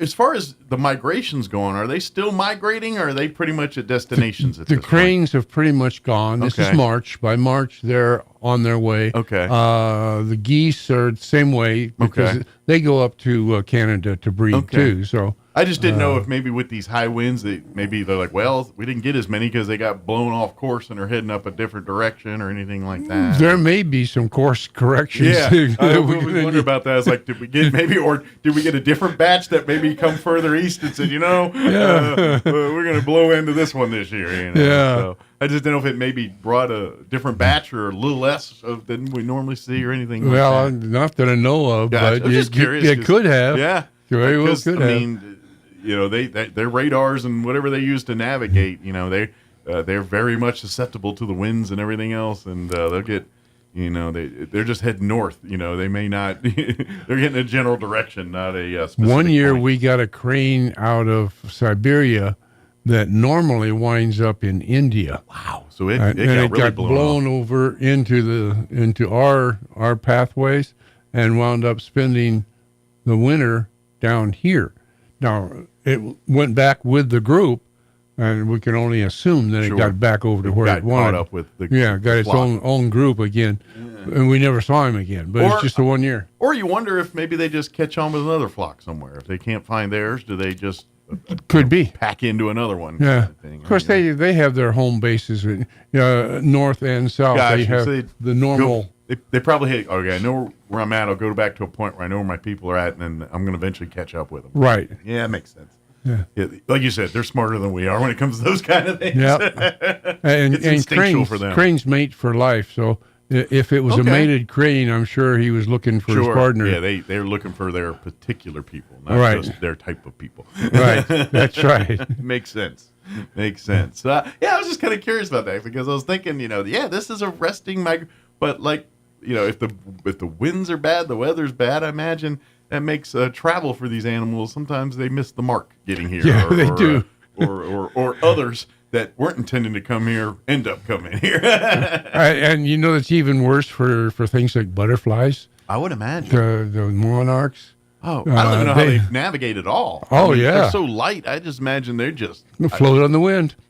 But I would think it's violent. Like, how do they keep from not getting just tumbleweeded? Yeah. You know what I mean? I'm not sure. What did I read on that? I think the butterflies actually get up in the air. Yeah. Way up in the air. They may be able to. Up above the jet stream I'm areas. sure God has got the plan on their adaptability. Just from my pea brain, I'm like, how do they pull that move off? They've had a couple of million years to figure that out. And also, they're built different. Yes. They got, it's like seahorses and all the other. They're built to adapt to where they're at. Yep. And if you or I tried it, it wouldn't happen. That's one of the things I want to do is I want to go down to Mexico and see the gathering of the butterflies. That would be cool. Yeah.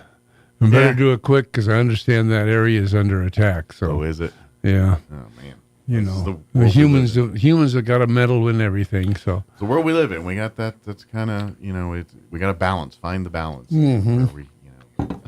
That's all we do out at Bitter Lake is we look for balance. Absolutely. So, I would invite people because right now you can use volunteers, things like that. We could need more friends for Friends of Bitter Lake. It's a great organization. Now, if you love Bitter Lake Wildlife Refuge, if you love everything about it, Friends are kind of a way for you to get more involved. That's right. It is all volunteers, and they serve in various roles. Everything from running the store there at the refuge to out doing service projects, working, sweat equity out, working on trails, working on various projects out there.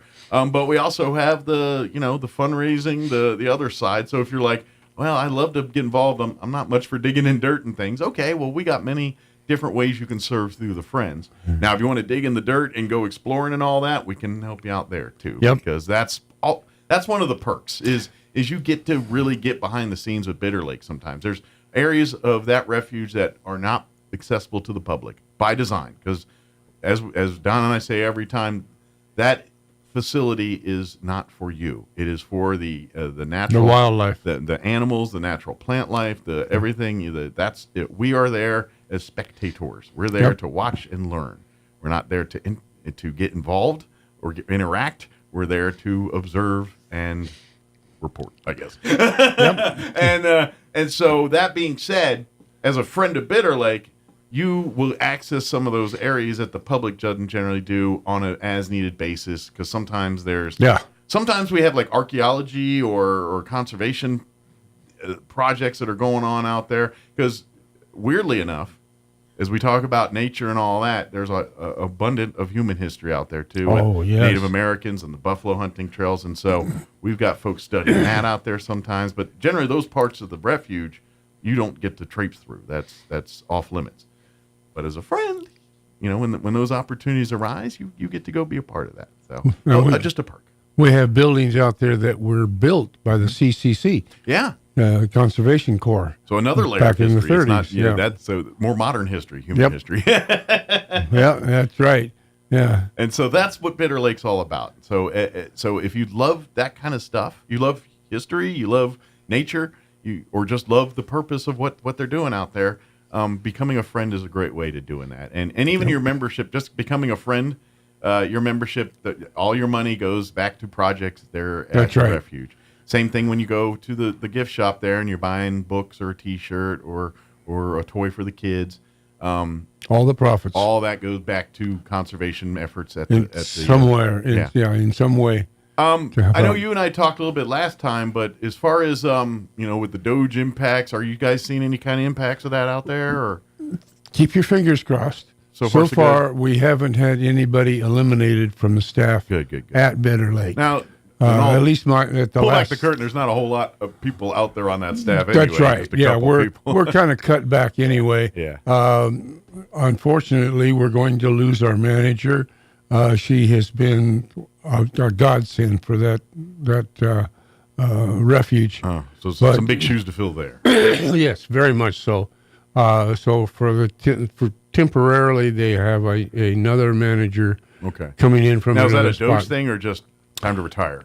No, she actually there was an opening at another refuge. A new opportunity. Yes, a new opportunity. Going on to bigger, better things. Back in her home area. So this is a win for her. Very much, yeah. Right to a spot I'm where. just worried that they said we no longer need you. No, good, she's it's going to where she's got some background she's there. Connecting back to family and close to her roots. Yes. Ain't So it'll be great for her. So we'll find a new person to fill that void here. And actually, the one that right now, as far as I know, the one who is going to be filling in, and she's not going to be necessarily permanent. She might be, but I doubt it. She was the assistant manager a couple of years ago. Okay. And got an opportunity in Texas. So pardon the pun, she's familiar with the dirt here. Right. There you go. She knows the lay of the land. Yeah. She does. Yeah. Very much. I like that. She knows the dirt here. Yeah, that's right. Yeah. Well, so cool. she might be filling in for a while. Oh, good. Well, we welcome back. Yeah. She can get her green chili fix. There you go. There you go. Because I know she ain't getting it right now in Texas. No, she sure can. You'd be amazed. Like Sean and I were just talking about that yesterday. He was in El Paso for the weekend. And literally, right on the border, they didn't know anything about green chili. It's like, What's the green chili? It's just across the street Go there. right over there. There's a restaurant that got all that. It blew me away. It's like, really? The line is that important? Huh? Yeah. All right. What you're hearing now is a lot of this Colorado green chili stuff. Oh, yeah. Those guys are trying to muscle in on the game. They are, but yeah, it'll never be the same. I'll just say that's cute. Yeah, good for Colorado, but we got it, guys. We got it. Yeah. Don't come in and say, do it, but don't come in and claim it's better. Yeah. Like, yeah, right. I mean, come on now. I mean, that's like saying, history's on our side. Yeah, Michelangelo did his Sistine Chapel painting. Some guy walked in there and put a little heart on it and said, "Oh, this guy's better." Yeah, right. That's what they're doing. But anyway, as far as events, things, stuff for the public to get involved, is there anything on the radar that we want to put on people's radar here? April 19th. Yes. And that is actually, it's the day before Easter. So it'll be that Saturday before Easter. We're going to have, it's a trail cleanup.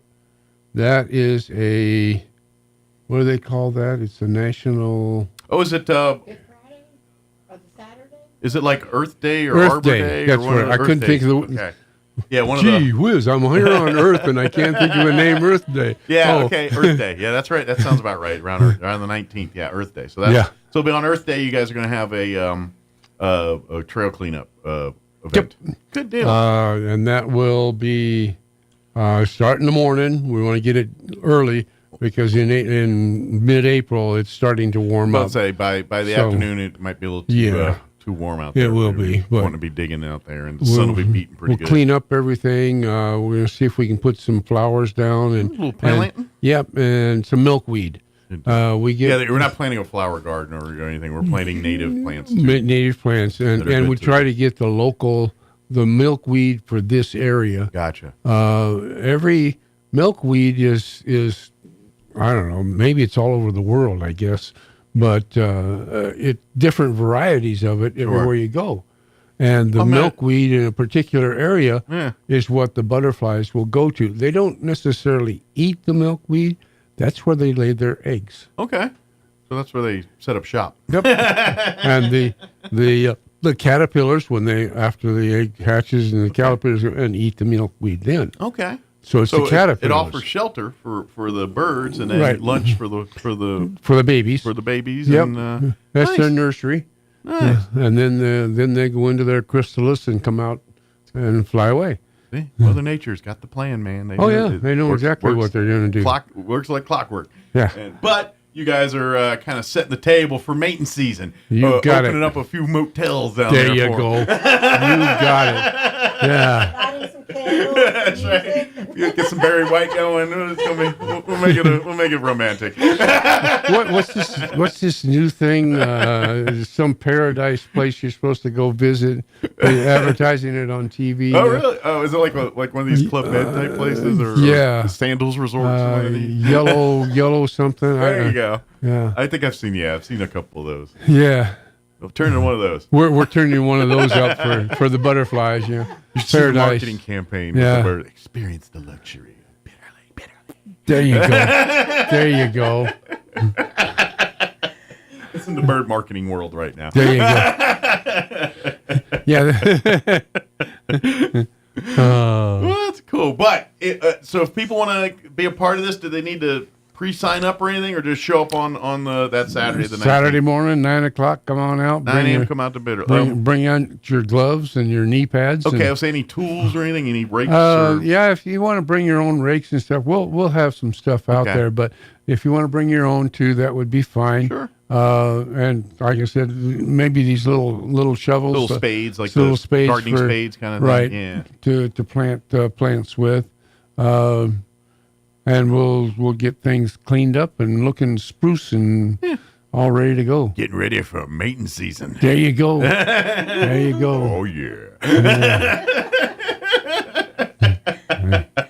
That's cool. But this is and this is the thing that Don and I always talk about is like this is kind of what's going on right now. But a couple months from now, it's a whole different vibe going on out at Bitter Lake, and then you hit the fall, and it's a whole different vibe. But then again, that's right.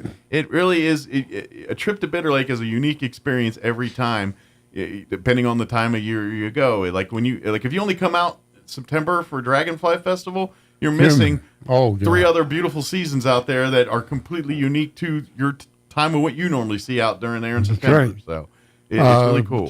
In the butterfly or the Dragonfly Festival, that's the tail end of the Dragonfly's summer existence. After that, they kind of go dormant for the year. Gotcha. That's their kind of last summer hurrah, so to speak, or last hurrah for the season. A month later, here comes the cranes. Mm-hmm. And I don't know if anybody's going to remember. Here come the crane. Here come the crane. So let's do a Fantasy Island. The cranes. There you go. The cranes. So OG Fantasy Island, not the reboots or whatever they've done since then. I have no idea what those are like, but Hervé Villachet, look them up. Yeah, I'd like that old one. Oh yeah, Ricardo Montalban. Yeah, Hervé Villachet. That's the way to go with Fantasy Island with his rich Corinthian leather.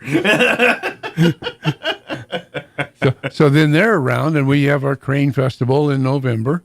Yeah, Cranes and Cocoa. That's in November. I would probably argue maybe that's the second widely known event that takes place at Bitter Lake. Very much so. I mean, obviously the one sees the Dragonfly, but I think coming in at a solid number 2 is the Cranes and Cocoa. So. Yeah. But there's stuff going on all year long, and here's the cool part too is we would love for as the weather gets nice and you're looking for a place to kind of explore nature. Come on out, bring your family for the weekend. Come hike the trail, stay on the pass. Be good stewards out there. Right. But we would love to have folks come visit, see this beautiful oasis of nature in your own backyard here. That's right. Go see nature's home. Absolutely. And bring your stuff with you, but everything you bring in, take it back out with you. Now if you want to camp and boat and do all that, head on over to Bottomless Lakes. That's right. That's where that's the recreational area. Bitter Lake Refuge is there to become a observer of nature. That's right. To disturb it, to not be a participant in it, just to observe and see its wonders. It's an oasis for the wildlife on their daily routines of passing through. I also would want to throw this out there too, is all you scouters out there. They're always having there's a scout camp out there. Be honest, scouts are one of the few people that do get to camp out there from time to time. Yes. And it's because they got to do the scouting code. They go out there, and if you're scouting, leaving a place better than you found it, they come in and actually do work and service projects. Clean it up. And from I hear tell, if there's any young men or women that are on their Eagle service projects right now, Bitter Lake might have a few areas to point in your direction. We can get you going. Absolutely. Yep. But that's one of the few exceptions is the scouts come out and will camp out there to practice their scouting skills, to be a part of nature, to show these scouts how to be good conservers of our lands. And our the Friends of Bitter Lake will assist the scouts because at scout camp, you remember we had some super floods out there a couple of years ago, and even the floods we had this year just exacerbated that whole situation. So that scout, it needs a lot to of be rehabbing out there. It needs to be cleaned up. So we need to get the scouts and some volunteers out there, and do some cleanup and get it back in good shape for. And I'm telling you, if you're waiting for a federal employee to come do these things, you're going to be waiting a while. No, we're just not going to have the people available. This is you want something nice in your backyard, you got to come out and do it yourself. They have too much else they've got. And quite frankly, be honest. Let's use that money on more important things. Let us, we the people, go take care of our yards here. There you go. Let us do that. The money's going to have that last flood kind of wiped out the trail on the south end of the loop. Mm-hmm.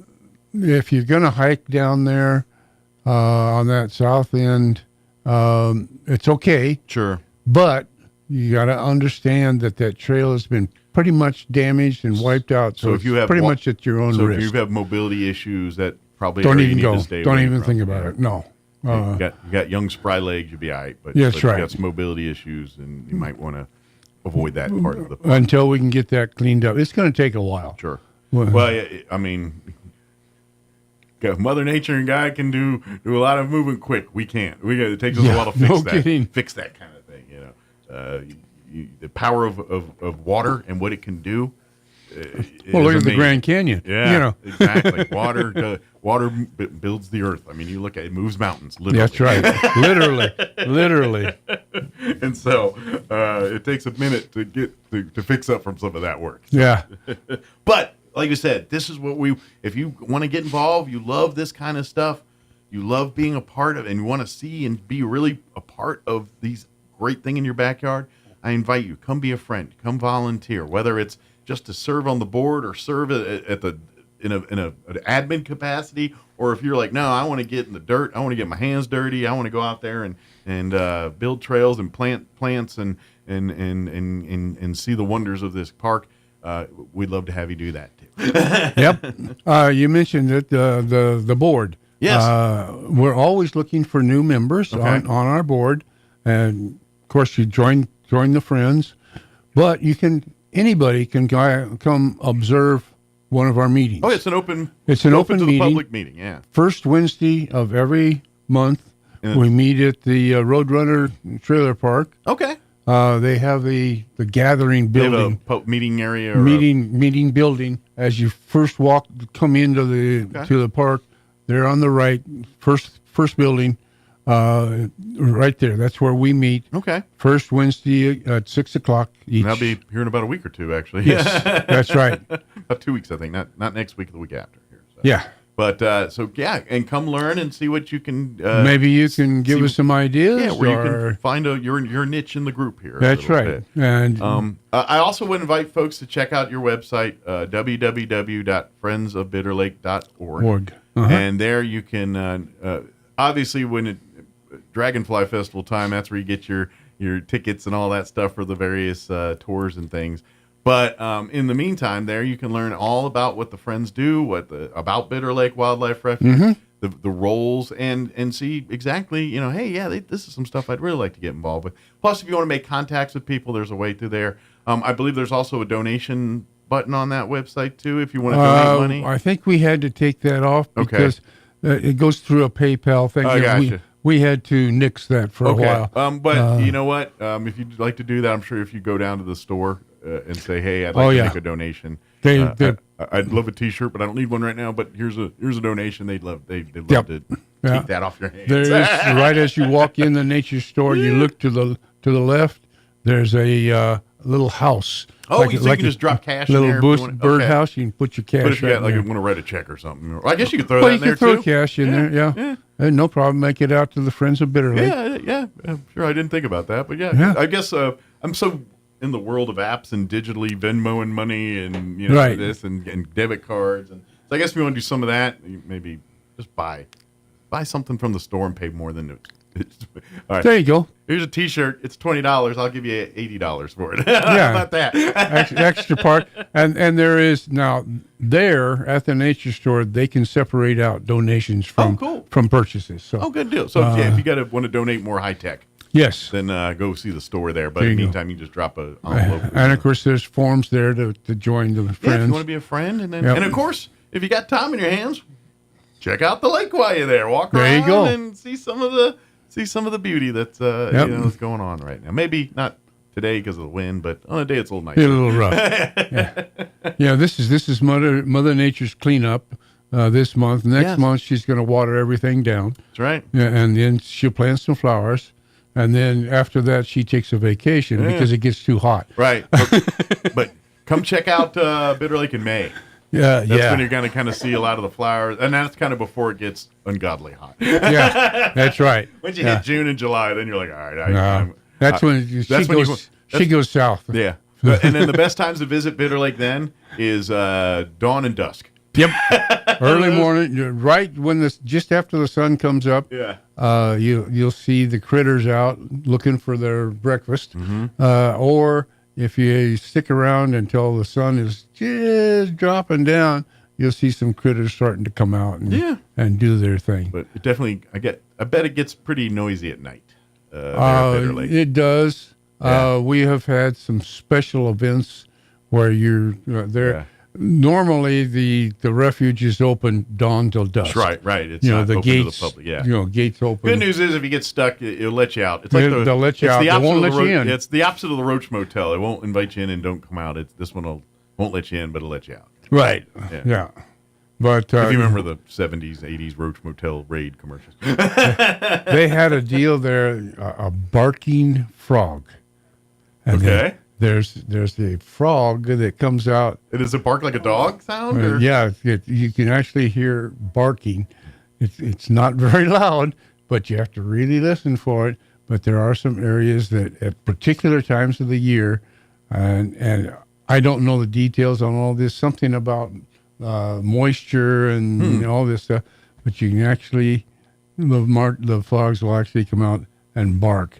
I think it's a mating call. That's pretty cool. Yeah. I believe they serve as baritones in the Frog Choir there you go. annual ensemble. There you go. That's them. But again, this is what we're talking about. There's so much cool things going on right here in your own backyard. Yep. Make a trip out there to see it, and see it at different times of the year. Come in the spring, come in the fall, come out in the most ungodly July and August one time just to see what it's like. And yeah, don't want to miss September, November for some of the big shows that happen at the Bitter Lake Refuge. Friendsofbitterlake.org. And then don't forget, April 19th, beginning at 9 a.m., come on out to Bitter Lake Wildlife Refuge for a cleanup day. All are invited that want to get involved. That's right. Bring some work gloves, bring some probably long pants and things, probably better. Yeah. Shorts, it might. You don't want to, for your own legs, protections from bugs and what have you and stuff like that. So, and if you want to bring your spades or rakes and things, but they will have some of that. But 9 a.m., mark it on your calendars, April 19th. It's Earth Day or Easter Eve.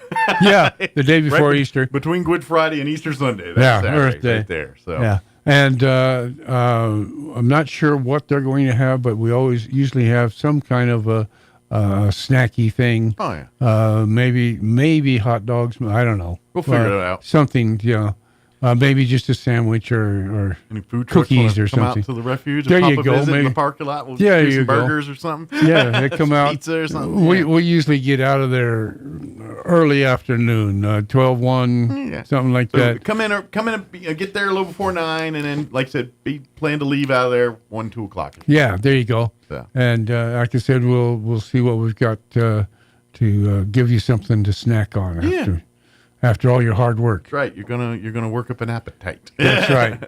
So. Good deal. But Don, is there anything else? Did we get it all? Or I think we pretty much got it. Nice. If there's anything else that the people want to do, if nothing, now you can call out there. Do I have that phone number with me? I'm sure I do. How often you actually use that number? I know. You never call it. I never call it. Right. Well, it's in my phone, so. And I'm sure it's on the website too. Again, friendsofbitterlake.org is the website. I got it here. It's 575 625-4011. Very good. 625-4011. Right. Or 575-244-6256. That's probably a better number. 6266? 6256. 244-6256. Excellent. So try either one of those, or like I said, you can go to Friends of Bitter Lake and reach out that way too. Right. Awesome. Well, Don, as always, appreciate it. I'm sure you got a few things blowing on your schedule this morning to take care of. Yeah. I got to see what blew away yesterday. Yeah, got to re-batten down some hatches. Yeah. Go survey the fence line and see what's out there. Go trip to Texas and get your stuff back. You got it. Or Colorado. Or Colorado, yeah, depending on the direction of the time. But thank you, Don, as always, and we'll see you next time. Thank you, Mike. All right, 8:54. Let's pause for news and commercials and all that before more news. Don't go away. Now for your Pecos Valley news update. I'm Jared Sorello. Carlsbad Mayor Richard Lopez is welcoming Pink Petals for a Cure to the city. as they begin their 8th inspiring journey to fight breast cancer. The effort is led by Terry, a 14-year breast cancer survivor, and Al, an avid bicyclist who have dedicated themselves to raising awareness and funding for breast cancer research. What began as a passion project, Lopez says, has grown into a national movement, with their cycling journey spanning thousands of miles to support Breast Cancer Research Foundation.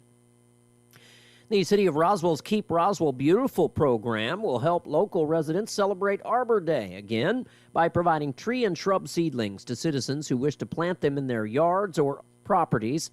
The Arbor Day seedling giveaway is scheduled for April 12th from 9 to 11 at Spring River Zoo.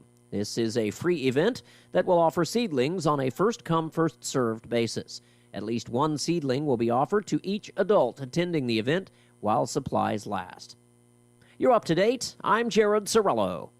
It's time for the Chavez County Sports Report. Hey, we want to wish congratulations to a couple of guys that were selected to the All-Star competitions, All-Star basketball games that are happening this Friday and Saturday in Hobbs. Now, this is for only seniors. You can't qualify if you're an underclassman. So congratulations to Roswell's Rylan Saraceno. He was picked for the 5A classification, and he'll be on the green team. And from Hagerman, Javon Aguiar was picked for the 1A, 2A boys team, the green team specifically, and both of these guys will be in action. Thursday is check-in for the athletes in Hobbs. They will practice on Friday, the 1A, 2A boys game. Javon will be part of that, 6:15 Friday night, and on Saturday, the 5A boys will play at 4:15. The Sports Report brought to you by DSI. Call DSI for all your office technology needs. I'm Eric Butler at Roswell's Talk FM 106.5. All across America, this is the Red Apple Audio Network's Market Report. I'm James Flippin. U.S. stocks finished lower yesterday as the two-day winning streak was snapped and the sell-off that has been hammering stocks resumed. Tesla continues to come under pressure here as an analysis from Capital Markets suggests the EV giant faces broader competition within the sector for electric vehicles. Tesla's share price is down more than 36% over the past month, and that is amid an activist campaign against its CEO Elon Musk, more so in connection to his politics. Other names watching here, software firm Palantir, chip-making giant NVIDIA, and other tech sector standouts also finished lower. And staying with news from the tech sector, Google parent Alphabet announced plans to acquire startup Wiz for $32 billion. Zooming out for the market as a whole, April 2nd is a date that Wall Street watchers have circled on the calendar because that's the looming deadline for the tariffs that President Trump plans to enact on foreign trading partners, and experts predict stocks will remain choppy up through that point at least. Economic data, February's housing starts hit a 12-month high. That uptick in building activity coming despite reported uncertainty from home builders. With business, I'm James Flippin. This is the Red Apple Audio Network's Market Report. Donate now to Toys for Tots, working year-round. Go to toysfortots.org. Toys for Tots supports children in need throughout the year with programs like the Toys for Tots Literacy Program. Established in 2008, has provided over 60 million books to disadvantaged children. The Toys for Tots Literacy Program is committed to providing disadvantaged children with direct access to books and educational resources that enhance their ability to read and communicate effectively. Go to toysfortots.org. When managing a chronic illness, access to the right treatments makes all the difference. Artesia General Hospital's Infusion Center provides IV therapy and biologic treatments, so you don't have to travel far for care. Expert infusion therapy right here in Artesia. Call 575-736-8256 today to learn more. Edge Safety and Services LLC in Artesia, New Mexico has an immediate opening for a safety technician. Position requires a clean driving record and must be able to pass a drug and alcohol screen. Edge Safety offers great pay with IRA benefits and employer contribution towards health benefits. Please email resumes to edgecoding@yahoo.com or apply in person at 402 West Main Street inside the Edge Safety and Services facility. Edge Safety and Services LLC is an equal opportunity employer. Sure, you can inspect your own roof, get out that rickety ladder, crawl around up there and try to spot the problem until... Or you could call the experts at Do Right Roofing. Do Right Roofing has quality products for any type of roof. They can even install seamless gutters. Do Right Roofing will inspect your roof and give you a free estimate fast. Keep your feet on the ground. Call Do Right Roofing today. 575-623-2273. Let Do Right do your roof right. Find them fast in names and numbers. No static at all. Your new home for talk radio is KEND Roswell. Administration efforts to trim the size as well as the cost of the federal government. Now it's a Maryland federal judge temporarily blocking DOJ from dismantling USAID. Presidents Trump and Putin have a deal on the Russia-Ukraine war, but technically it is not a ceasefire. During their lengthy phone call, the two leaders agreed to an immediate pause in strikes against energy infrastructure. But Putin stopped short of backing a broader 30-day stoppage. Meanwhile, Ukrainian President Zelensky said he's open to any proposals that lead to a sustainable and just peace. But he stressed the need for full transparency in discussions. And that's White House correspondent Greg Clugston. More Israeli airstrikes on Hamas targets in Gaza overnight. The Israeli military says it took out a terrorist rocket launching base in northern Gaza. Some boats off the coast hit as well. Some Israelis object to the renewed military campaign, saying that it puts the remaining hostages in Gaza in even greater danger. Amid questions about who is behind it, who's funding what could be an organized campaign, Tesla dealerships in various places continue to be targeted by vandals. The FBI's Spencer Evans in Las Vegas telling KTNV. And specifically to those who might think that something like this is justifiable or potentially even admirable, we want to let you know it's a federal crime. We will come after you, we will find you, and prosecute you to the fullest extent of the law. I encourage anyone that's considering something like this to seriously reconsider. President Trump making good on another campaign pledge. Unredacted files related to the 1963 assassination of President Kennedy have now been released. Watching Wall Street this morning, stocks are higher. The Dow is up 219 points. The Nasdaq ahead 112. More on these stories at townhall.com. Everybody wants cheap airfare, but where do you find it? You call low-cost airlines. Their prices are direct from the airlines, and they're so low you can't find these fares published anywhere. They specialize in cheap flights, discount hotel rooms, cheap car rental rates, and great package deals anywhere around the world. Wherever you want to go, they can help you get there cheaply and with a best price guarantee. If you want the lowest prices on your airline tickets or other travel services, call now. That's right, call. That's the only way to get these rates. Experts are standing by 24/7 to get you the cheapest airfare and hotel rates available. So don't wait. Call right now for the lowest travel prices anywhere and for great last-minute travel deals too. Call 866-755-5300. That's 866-755-5300. Again, that's 866-755-5300. Call us right now. That Trump-Putin agreement on pausing parts of the war in Ukraine doesn't seem to have changed anything, at least not yet. The BBC's James Landale in the Ukrainian capital. There was no ceasefire here last night.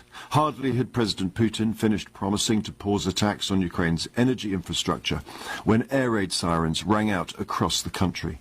President Zelensky said there were multiple drone attacks on civilian targets, including a hospital in the town of Sumy.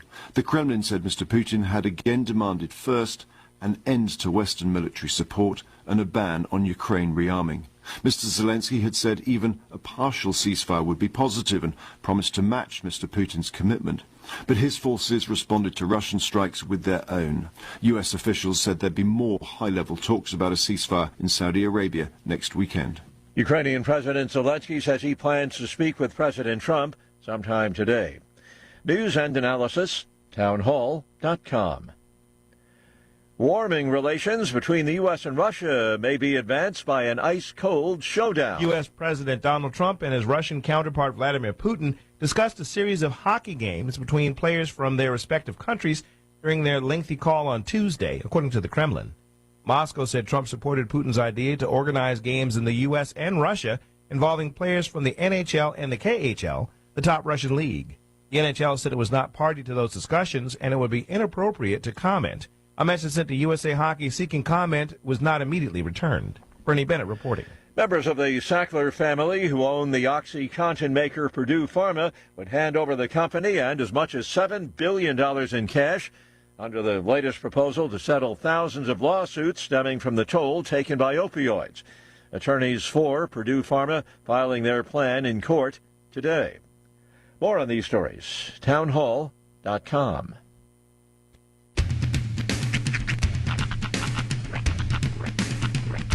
What in the wide, wide world of sports is going on here? I promise you, whatever scum did this, not one man on this force will rest for 1 minute until he's behind bars.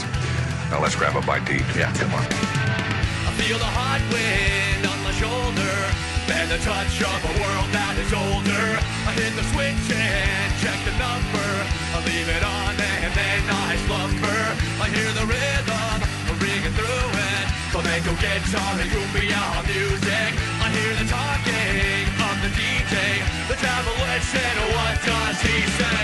I'm on a Mexican radio. I'm on a Mexican radio. Broadcasting live from high atop the J.P. White Building in downtown Roswell, New Mexico. It's Mornings with Mike Winters on 106.5 Roswell's Talk FM. Is that what I sound like when I talk? Now, here's your host, Mike Winters.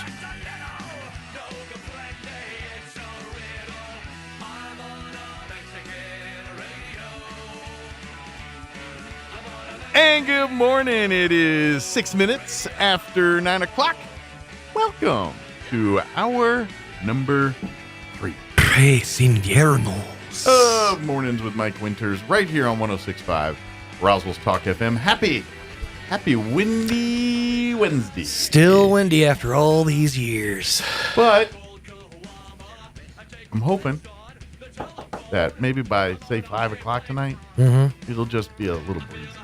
Well, they're saying, I mean, it should die down by about 1, is what they're saying. It should dissipate. I've heard everything, like 3 seems the magic number, like when the dust is supposed to officially be not dust anymore. Oh, yeah, that thing knocks on my window sometimes. Yeah. It gets windy. I'll be sitting here and I hear, I've had a few Alfred Hitchcock moments. I've had some kind of grackle crow thing that taps on the window. There's some mojo going on out there. That's all I'm saying. Gary was pointing out about the tree. I was like, yeah, she's got a mind of its own. I don't care who you are. I don't care what part of the country you come from. There's nothing on the planet that is quite as funny as watching a bird fly into a pane of glass. Yeah. I saw that. It usually ends not well for the bird. Well, not well for the bird, but boy, howdy for me. It's hilarious. I guess conservationists probably not huge fans of that, but still, it's pretty funny. Of course, we just spent the last 2 hours of the show talking conservation. That's ironically. But it's fine. Don's not listening now. I'm not talking about those birds. And then we had the Josh interview before that, right? Talking for the Elks Foundation. So, yeah, it's kind of been a conservation Wednesday. Unintended, but it happens. So, but yeah, but the wind is actually today. It's supposed to be worse in the early part of the day, and as the day progresses, this is supposed to stop getting as bad. And so the dust and stuff we might see it, but like you said, by early afternoon, this should start tampering down and getting a more just breezy, palatable. Yeah, just enough to make your hair escape. Yeah, just enough to mess your hairstyle up. Yeah. By the way, my wife did an amazing job of having my Jeep washed. It's got a nice brown sheen on it now. I left the windows of my vehicle cracked yesterday because it was supposed to get so warm. So I had a nice brown layer of dust. Nice little, I should turn your mic on. If you forget, or I know if I had my old LeBaron convertible I had, that thing, it had a rag top, and the wind, that was scary to be in that thing in the wind, because that roof, I don't know how many times I thought that top was just going to rip off. Bye. But whenever it rained, whenever it got real windy, the dust would blow right in the little gaps. Because it was on those, and I don't know if they've got better technology with rag tops, but when you have a glass window going in, they don't have like a groove it goes into. It's just this rubber flat thing it hits up against. And so it's about as tightly sealed as one door is like a door. Something not tightly sealed. Something that wasn't sealed up properly.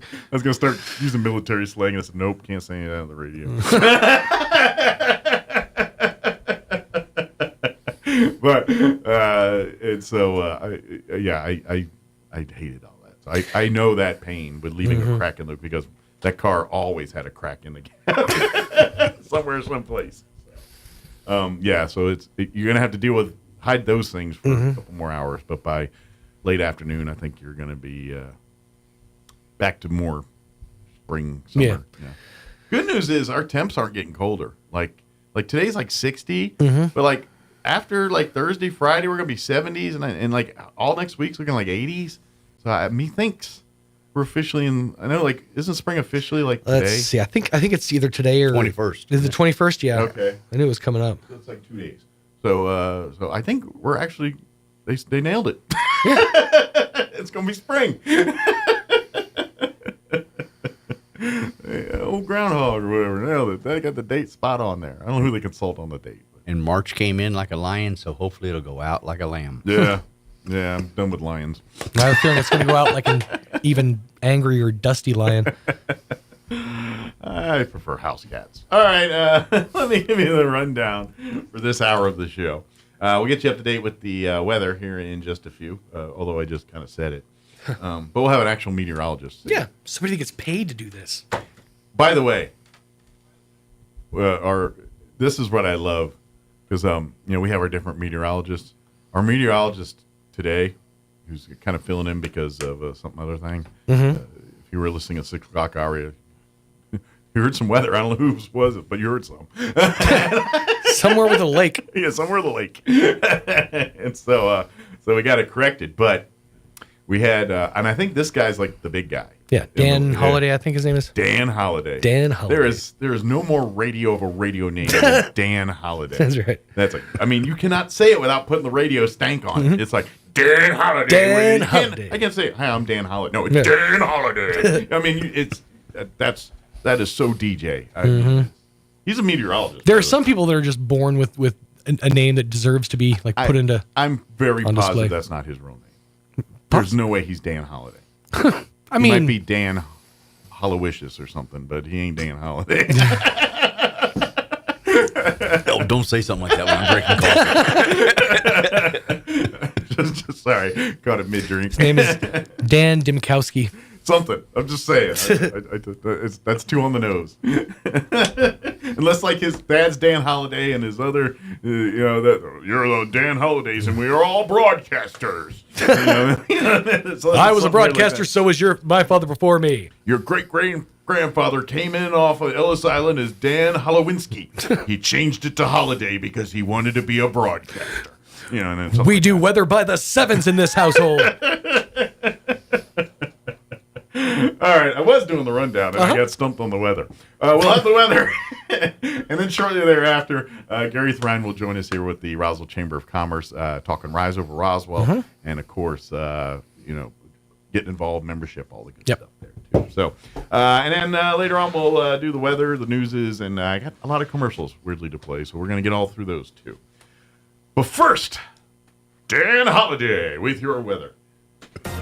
I'm meteorologist Dan Holiday with your Pecos Valley weather.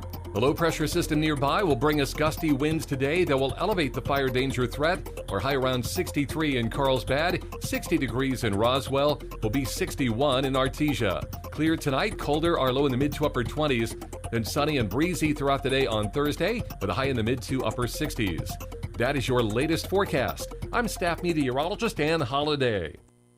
Thank you, Dan. Currently 46 degrees here in Roswell. Humidity is at 14%. Yeah, that's not good. Winds currently out of the north at 28, gusting to 35 miles per hour. Patchy blowing dust. Like they said, this should wrap up early mid-afternoon around 3-ish. Sunny for the day. Highs only expect to hit 60, so a little cooler today. Winds will be blowing out of the north, 25 to 30, gusting as high as 40 miles per hour. Winds should decrease 15 to 20 later this afternoon. Clear tonight with an overnight low of 25 degrees. North winds 10 to 15 miles per hour. Thursday, sunny, 67 for a high. Winds will be out of the south, 15 to 20, which not so bad compared to what we've been dealing with. Thursday night, clear. Gets a little breezy Thursday night. Overnight low of 34 with south winds 15 to 20, gusting as high as 30 miles per hour. After midnight, the winds will drop back down out of the southwest, 5 to 10 miles per hour. Friday, Chamber of Commerce weather. We'll go with that. Sunny and 78, northwest winds at 10 miles per hour. Beautiful day. Saturday, they sunny and 81. They don't talk of winds, so I don't know if it's too early or there ain't going to be any. Sunday, mostly sunny and 79, and then 82 and sunny on Monday, sunny and 83 on Tuesday of next week. So spring is springing, and we just got to get through another day of this, and it looks like it starts getting at least a few days of lesser winds and more enjoyable weather. All right, at 9:15, we're going to take a 4-minute break, and then officially Gary will join us in studio here from the Roswell Chamber. Don't go away. You're listening to Mornings with Mike Winters.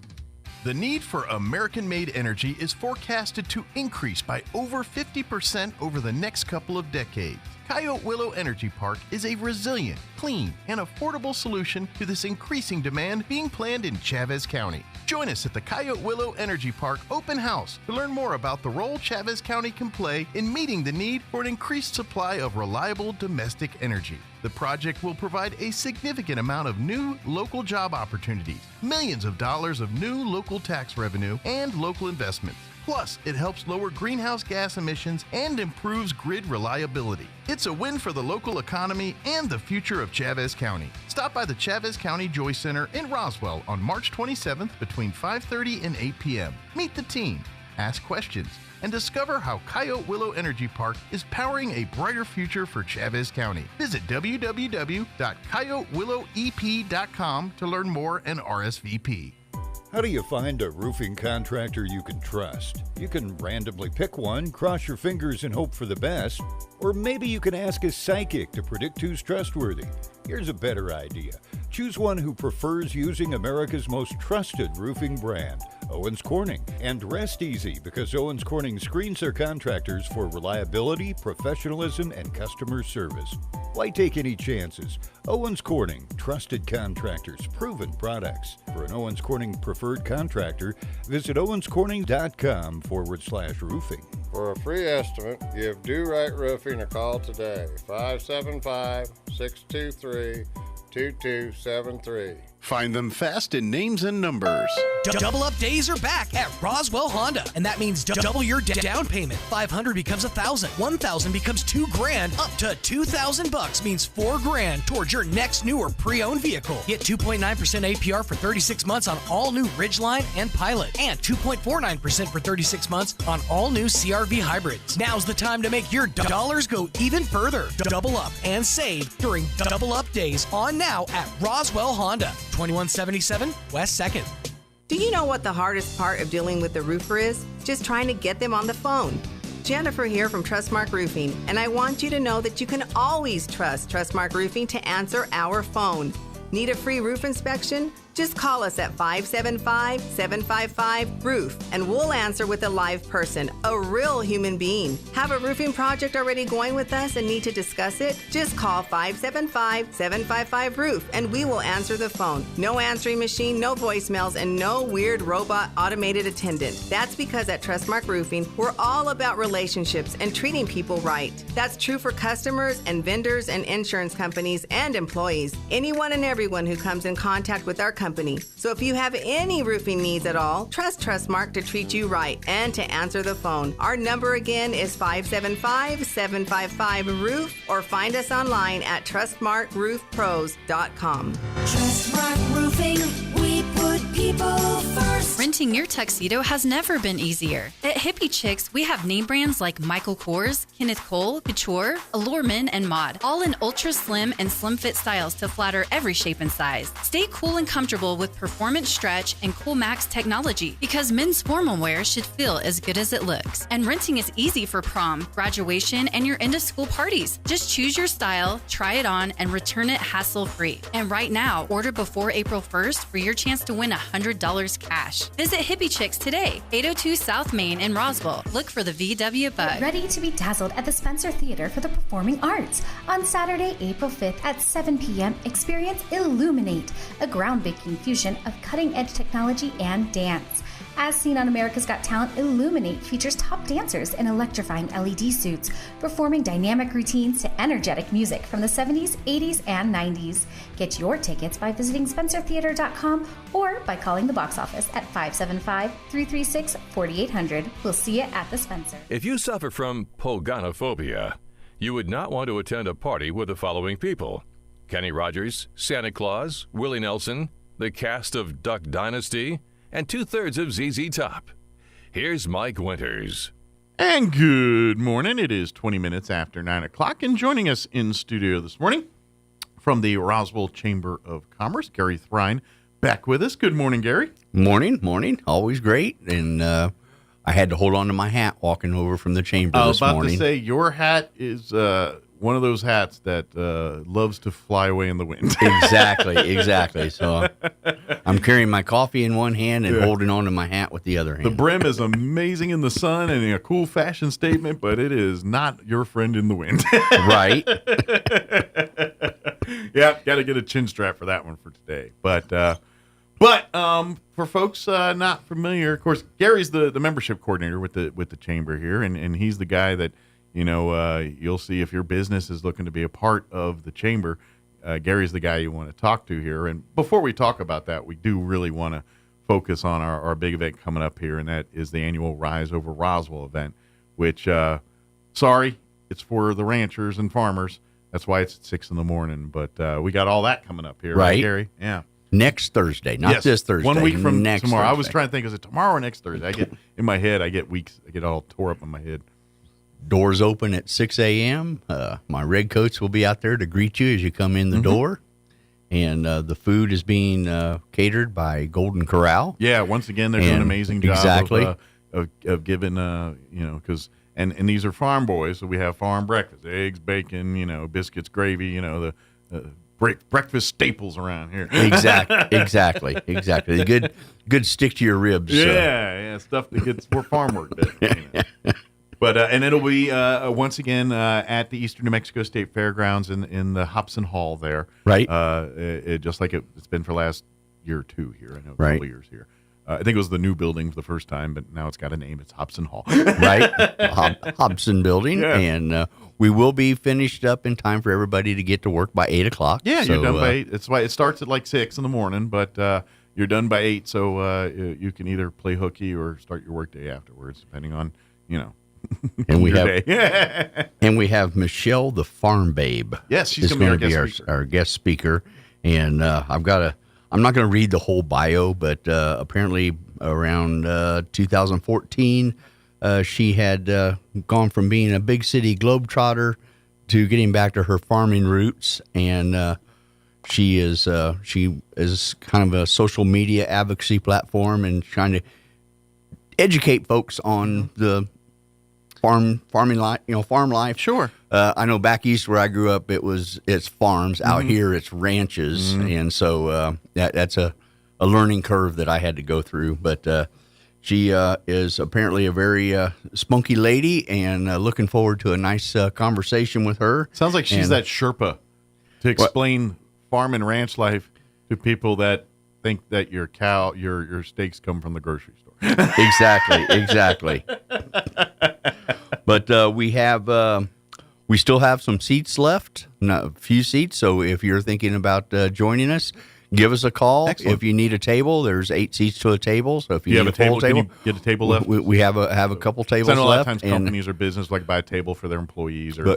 staff, family, whomever. Right, So and we still have room for onesie twosies to come out. Tickets are $40. Yeah, just call us here at the chamber and or come see us, and we'll get you all squared away. Absolutely. And I know a lot of our farm and ranch community, dairies and so forth, like they'll buy tables and things. So if you guys haven't done that yet, might want to get a hold of Gary here pretty quickly and get that locked in. You do not want to miss out on that good chow and she's great a great guest presentation. speaker. She's very you go look her up online and you can watch some videos of her and learn. Like you said, she's a social media person, so Right. you can check out her social media and learn a little bit more about her. She's gone from working on for Gucci on Rodeo Drive in Beverly Hills to a few years in downtown Chicago, and she bought into the organic grass-fed Monsanto is devil food idealism, and she at age 30 she had visited 68 countries. Wow. And became fascinated with the culture and learning where our food comes from, and so she's going to tell us all about her journey and where it led her to promoting the farm life. I would imagine with her vast, just traveling the world and seeing what you see when you see the world, she's probably got a lot of stories to tell. Exactly. And those of us that have been in the military, we can relate to that very well. You know what? You want to be a good storyteller, go see the world. Go experience things. That's how you become a good storyteller. Because you're going to do, and the things that turn out bad, they make great stories later. Exactly. Spending the night on top of Mount Sinai, but we'll talk about that another day. Funny story about the pants.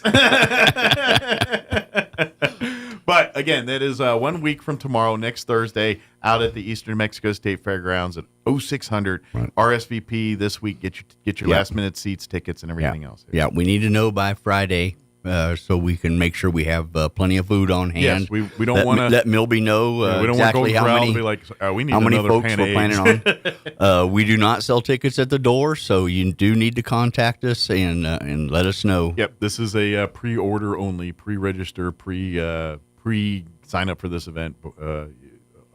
Unfortunately, now if you roll in on next Thursday, maybe we'll let you sit and hear the speech or something. But food will be accommodated for. If you want to eat, you want to participate in the full event, RSVP by the end of the week here by Friday. Exactly. Good deal. I know there's a couple other things we want to put on people's radar. I'll let you kind of steer the ship on that one. Well, again, we do still have the partnership with Lunar Cal. We're still working on the map, and the digital map, and so we still have some map. ad spots left, and so you definitely want to be on that map. We've got a lot of requests coming in for maps. Are they still kind of going around town, or people pretty much come to them? They're contacting by email and phone. But so if you get email or electric correspondence with Lunical, and they claim that they are we're partnering or working with the chamber, that is legitimate. That is legitimate, yeah. And you definitely want to be on that hard copy of the map with the. Rah coming in, and maps are going out the door quickly. And this is kind of this old meets new technology here, where it's, if you know the way of the world, people come to town to visit, they'll stop at the chamber or visitor center and pick up like one of these maps that kind of have businesses and everything. It's usually a paper map now they do that still. That's still there, but here's the cool part. It's now in the modern era. It's also a digital app that you can download for free and everything else. So when you're in town, and this, because it's digital, means it's fluid. It can change. So if you've got specials or advertising things, you want to say you're on the map and you're saying you're a restaurant or something. Hey, don't forget it's Cheeseburger Tuesday or whatever it is, and you come do whatever it is you're doing. You could promote that through the app. Whereas obviously on a piece of paper, you can't do those kind of things. So it kind of has the best of both worlds. If you have people coming in town that don't mess with apps, don't mess with phones, but they sure like a map on a piece of paper, guess what?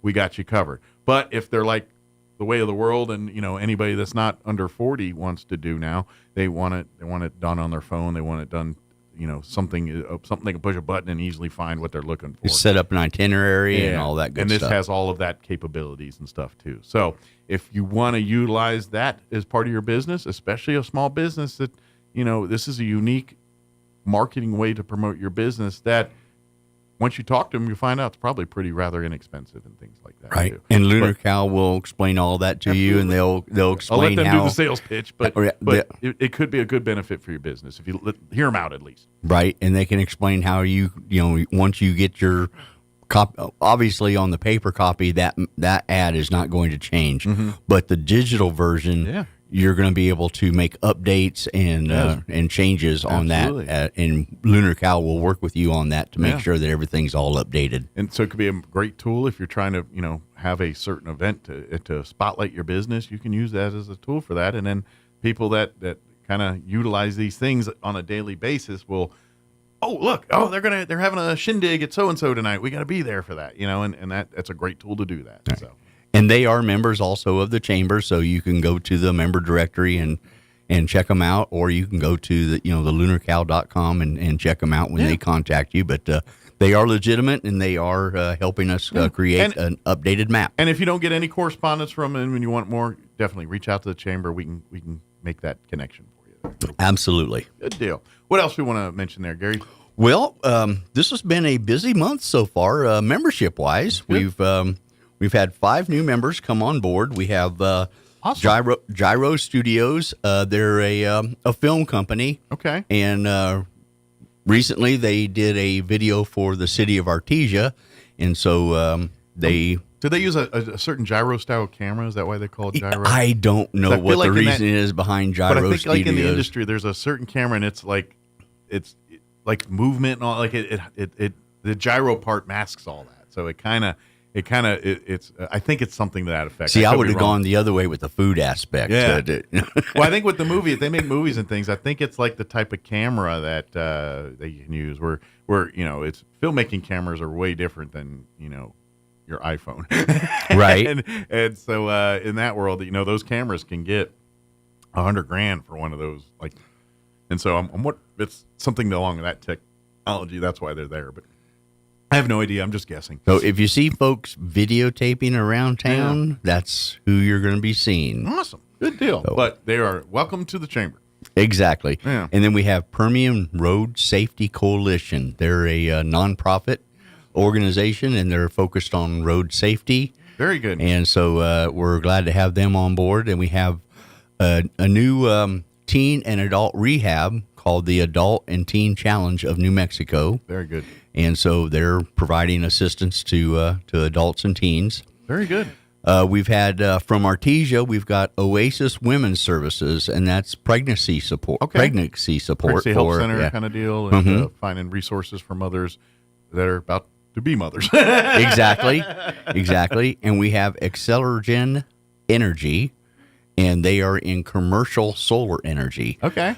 Sorry, they don't do residential. I did ask that, but they do strictly commercial. Gotcha. And so they wanted to be available to all the folks that have commercial buildings here in the area. Any businesses in town looking for some alternative energy options, they might be able to help you out there. Absolutely. And we've got some other folks in the works, so it's going to be an exciting end to the month, and we're looking forward to it. Again, also, all of you new members, if you think you might want to be a red coat and assist in promoting your business as a red coat, absolutely, representing them, then I always call it the classiest part of the Roswell Chamber of Commerce is our red coats. They're the class of the organization. and we've got some ribbon cuttings that are going to be in the works here. I can't give you dates right now, but we have some stuff going on. And so the red coats, we just did on the 8th of March, we did the 10-year anniversary / grand reopening of the audiology office there on the corner of 4th and Union. Nice. And that went really well. They had some, cute little dancers come out and do their. I can't think of the name of what their. Is it folklore? It's like not like it's mariachi music. Okay, but they're out there dancing. They have the big dresses and everything. Oh yes, I think it might be folklorical. Okay, well they were just adorable. Yeah, and, that's usually the big. And those kids had kind of that mariachi style music with the big dresses and the big flowing moves and all. Yeah, that's usually folklorical. Yeah, and beautiful stuff if you ever see it. Yeah. Both the little boys and little girls, they were just looking so high speed and all dressed up, and they obviously had spent many hours practicing those dances. Oh yeah, and it's almost it's tradition. It's very as much as it's pageantry and enjoy it. It's it's family history and I would even maybe draw comparisons to some like native culture and their dances and things and how it means. Okay, so Folklorico does get into that a little bit, I think. So, but it's steeped in tradition and it's beautiful and if you ever anytime you get to see a Folklorico thing, sign up and do it. It's I guarantee it's always just the colors, the dancing. It's really cool. Right. It was a little chilly. It was a little windy, but we did not have the rain that day that was predicted. So we'll call it a win. Yeah, exactly. We'll call that a win. So and tremendous turnout for that ribbon cutting. Good. So like I said, their 10-year anniversary. They're steeped in. They've built a base, and I'm sure family and friends were anxious to come and celebrate. Exactly, and they had a really good turnout. So again, we love to do ribbon cuttings. If you've got an anniversary coming up. It doesn't have to be a 5-year or 10-year or 15-year. If you want to have a 3-year anniversary or maybe a 7-year anniversary, maybe did a renovation or a remodel, exactly, or just saying, hey, we're here and come if you haven't been in a while, come see us. Exactly. Doesn't have to be a reason per se, just because you want one. Exactly. And the Redcoats do love sure and promoting the companies that they work for, and so. Like I always, I always mention the thing in the class, but again, that's a Roswell tradition. Like, you're here in town, and I don't care if you spend any kind of time in town, you see a bunch of people in the Redcoats coming together. There's a grand opening event or some kind of shindig that's going on over there, and they really are the ambassadors. They're the ones that like when you come to a business after hours, 9 times out of 10, the first person you're gonna meet's a Redcoat. Right, because we're the door greeters, greeting everybody as they're coming in and handing out those little coupons for the door prizes, and just keeping things flowing, keeping everything going, and just kind of setting the pace and the tone, and really leading by example. That's kind of what our Redcoats are at the end of the day. They're the ones they're the ambassadors, they're the welcomers, and they're our pride and joy of the chamber. And so, if you'd love to volunteer or be a part of that, they're always looking for new friends to be a part of that. I know. There's been times where they could use a bit more testosterone over there. Right. There's times where Gary's the only guy over there. Now, don't get me wrong. We love all of our ladies, but sometimes, we could use a few fellas to come join and hang out with us too. Right. So don't think it's just for the ladies. If you look good in a red coat, we love that. Just kidding. Right. but yeah, if you just love talking to people, meeting people, and just being a good, steward of our city, then guess what? You would be a perfect Redcoat. Right. We even at that ribbon cutting, we even had one of the board of directors from the Alamogordo Chamber of Commerce was there, and he was like, "You guys are awesome. We need to be able to do this in Alamogordo." And I said, "Just give me a call and I'll square you away." So we're always looking for new folks to be, and if you're looking for a place to meet new people and kind of if you're trying to expand your social circles a little bit, Redcoat is a perfect situation. And the cool part is we get enough Redcoats where we can have teams, so you don't have to work every single event. I get it. You have a life yourself, and you don't want to be at everything every day. It's like, man, I got 37 Redcoat events this week. No, we got teams to kind of break that down so you're not, at everything every time. Right, exactly. Unless you want to be, then we'll make that happen too. Absolutely. I have an extra Redcoat show up at an event, I'm not going to turn you away. Exactly. Yeah, but they do work it out so that, we're not taking too much of your time. Exactly. You can still enjoy your grandkids or your own life, what you're wanting to do when you're not out doing this stuff. Right. Yeah. And again, if you are an existing business here in town and you are not a member of the chamber, don't hesitate to come by and see me or give me a holler or message me on. Especially with the way Roswell's about to get booming more here with those Reno air races, the national championship air races. I gotta stop saying Reno air races. National championship air races. It's gonna draw a lot of new people, a lot of different eyeballs to this community, and the chamber can help your business get in those eyeballs. Right. Help you get, and I've got to be honest, we need everybody. We need our big corporates and everything else. But if you are a small business that doesn't have an HR department, that doesn't have a marketing department, that doesn't have, you got your storefront and a couple of you, maybe you and one or two employees or whatever, if that's your, then you need to be talking to the chamber to help, because I get it. You don't have $1,000 budget for marketing. You don't. The chamber can take your minor marketing budget and make it go a lot farther. Exactly. Get in eyeballs where you could have not done that with the amount of money you paid. Right. Is what I'm exactly. saying. You get a bigger response with the little, and I get it. I'm a marketing guy. This is what I do. I talk on the radio all day, but I make commercials. I'm probably know more about marketing than I want to know about marketing. Right. It is, and I know that as a small business, you want to do everything you can do to get your name out there and get your face in the picture. And I get it. The traditional ways to do that are very expensive.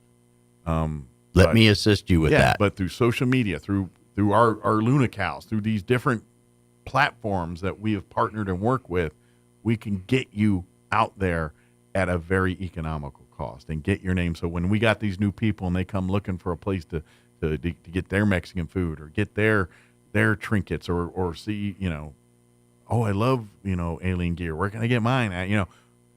You're on their map now. And that's exactly what we can help you do. So please reach out to Gary and let's see how, and it's various levels. If you're a big business or a little business, we customize it to you, and because your needs are different. Corporate businesses and things, they're not generally necessarily trying to put butts in seats and things. They're trying to establish their image in the community, be a part of the community. So if you're a major corporation coming to town, we can help you do that. When you got your McDonald's and your Levi's, or what I mean, nationally unknown brands come in, they're what they're looking for is going to be different than what mom and pop who just started their 5 and dime store down the corner is looking for. And that's where the chamber works best, because if you're big budget, big thing, we can help you get connected, plugged in, be a part of the community, showing that your presence here is a benefit to us. We can help you do that, and vice versa, or conversely with little folks that don't have 2 nickels to rub together. We got to tell everybody about their business so they can get 2 nickels to rub together. We can help you do that. Right. So please talk to Gary about that. Absolutely. And it's RoswellNM.org. Yep. The word Roswell spelled out, the abbreviation for New Mexico. So RoswellNM.org. Yeah. Have a little join button up in the other right-hand corner. Click on that, and that'll open up the membership benefits page. Also has all of my information, my email, my full name, and my membership cell phone is right there, 575-626-4008. Yeah. That's the best way to reach me. Yeah. And I've always got that with me, and so give me a holler. And, of course, as you mentioned, when Gary was introducing some of the new members to the chamber, nonprofits are a part of that as well. We have a new nonprofit, like you said, that was part of that here with this highway safety stuff. Just because you're not a for-profit business does not mean the chamber can't help you too. Exactly. We have many nonprofits that are also. It's all about networking. Everything it's putting, and to be honest, a lot of times there's a lot of our profit businesses that want to partner with nonprofits and are looking for places. Say, hey, we want to give back. What's some good things? And yeah, we got several nonprofits that are members that would probably love to hear from you on that. Let me put you in touch with them. Exactly. That's the kind of work we do there. So please, nonprofit, for-profit, if you're trying to do commerce in Chavez County, whether you're in Chavez County or not, the Roswell Chamber of Commerce can help you do that. So that's why I have that remote membership program. That way, if you don't have an actual foothold in Roswell but want to have a footprint, then we have a remote membership program for you to be able to be part of our chamber and be able to network and get involved in the community without actually having to physically be here. Be plugged in just like you're here. Exactly. Good deal. Well, Gary, batten down the hat on your way back to the office here. Exactly. and safe travels as you go out and about around. I'm sure because you're probably knocking on a few doors here later today. So, exactly. So safe travels there, and we'll see you here in a couple weeks. Absolutely. Appreciate it. And don't forget, Rise Over Roswell, 1 week from tomorrow, 6 a.m. at the Fairgrounds in Hobson Hall. Deadline is by close of business this Friday to get registered for this year's Rise Over Roswell. Come by and talk to Gary or go to our website and get signed up here. So good deal. Appreciate it. Thank you, Gary. Thank you. All right, 9:43. Let's pause for news. Hannity, some folks, and a couple a lot of commercials to pay for lunch. We'll be back. Don't go away. You're listening to Mornings with Mike Winters. Now for your Pecos Valley news update. I'm Jared Cirillo. Carlsbad Mayor Richard Lopez is welcoming Pink Petals for a Cure to the city as they begin their 8th inspiring journey to fight breast cancer. The effort is led by Terry, a 14-year breast cancer survivor, and Al, an avid bicyclist who have dedicated themselves to raising awareness and funding for breast cancer research. What began as a passion project, Lopez says, has grown into a national movement, with their cycling journey spanning thousands of miles to support Breast Cancer Research Foundation. The City of Roswell's Keep Roswell Beautiful program will help local residents celebrate Arbor Day again by providing tree and shrub seedlings to citizens who wish to plant them in their yards or properties. The Arbor Day seedling giveaway is scheduled for April 12th from 9 to 11 at Spring River Zoo. This is a free event that will offer seedlings on a first-come, first-served basis. At least one seedling will be offered to each adult attending the event while supplies last. You're up to date. I'm Jared Cirillo. Waking up on the right side. This is the Sean Hannity Morning Minute. Maybe they could stand for a young man that beat his battle with cancer that has a dream of being in law enforcement, or a woman that lost her hero husband in law enforcement, or a young man that lost his father that was told he got into West Point. But if you look at these polls, it's an unmitigated disaster. You have, the NBC poll, for example, just 25% of registered voters say they have a positive view of their party. These are Democrats saying this about their own party. And that is a record low. If you want to go back historically, it's the lowest number that they've had since 1990, believe it or not. The lowest positive approval rating since 1990. From coast to coast, from sea to shining sea, it's the Sean Hannity Show.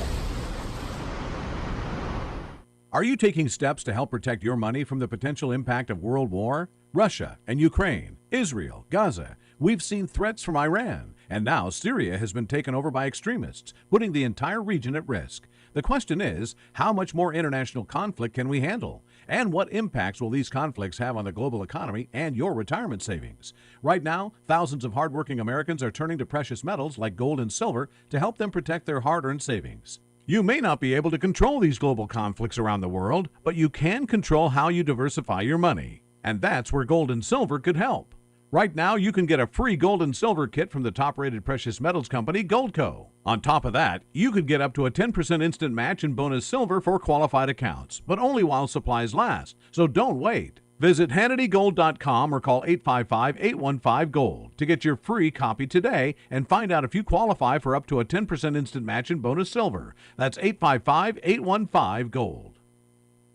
It's time for the Chavez County Sports Report. Hey, we want to wish congratulations to a couple of guys that were selected to the All-Star competitions, All-Star basketball games that are happening this Friday and Saturday in Hobbs. Now, this is for only seniors. You can't qualify if you're an underclassman. So congratulations to Roswell's Rylan Saraceno. He was picked for the 5A classification, and he'll be on the green team. And from Hagerman, Javon Aguiar was picked for the 1A, 2A boys team, the green team specifically, and both of these guys will be in action.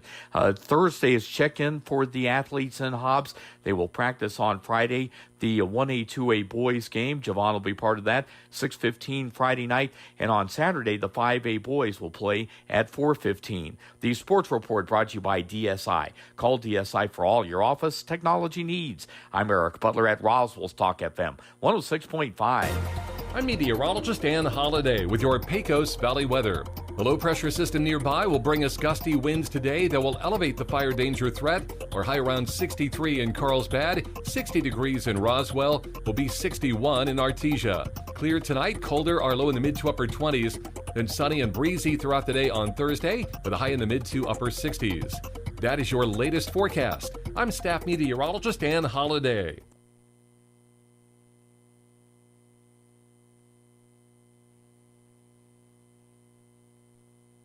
With the Wall Street Business Report, I'm Rich Thomason. Wall Street is waiting and watching as the Fed prepares to announce its latest decision on interest rates. Fed policymakers are wrapping up their latest two-day policy meeting this week. The general consensus is the central bank will leave rates unchanged. If the Fed does leave rates alone, the focus will turn to its forecast for future rate cuts, inflation, and the broader economy. Markets largely expect 2 or 3 rate cuts by year's end.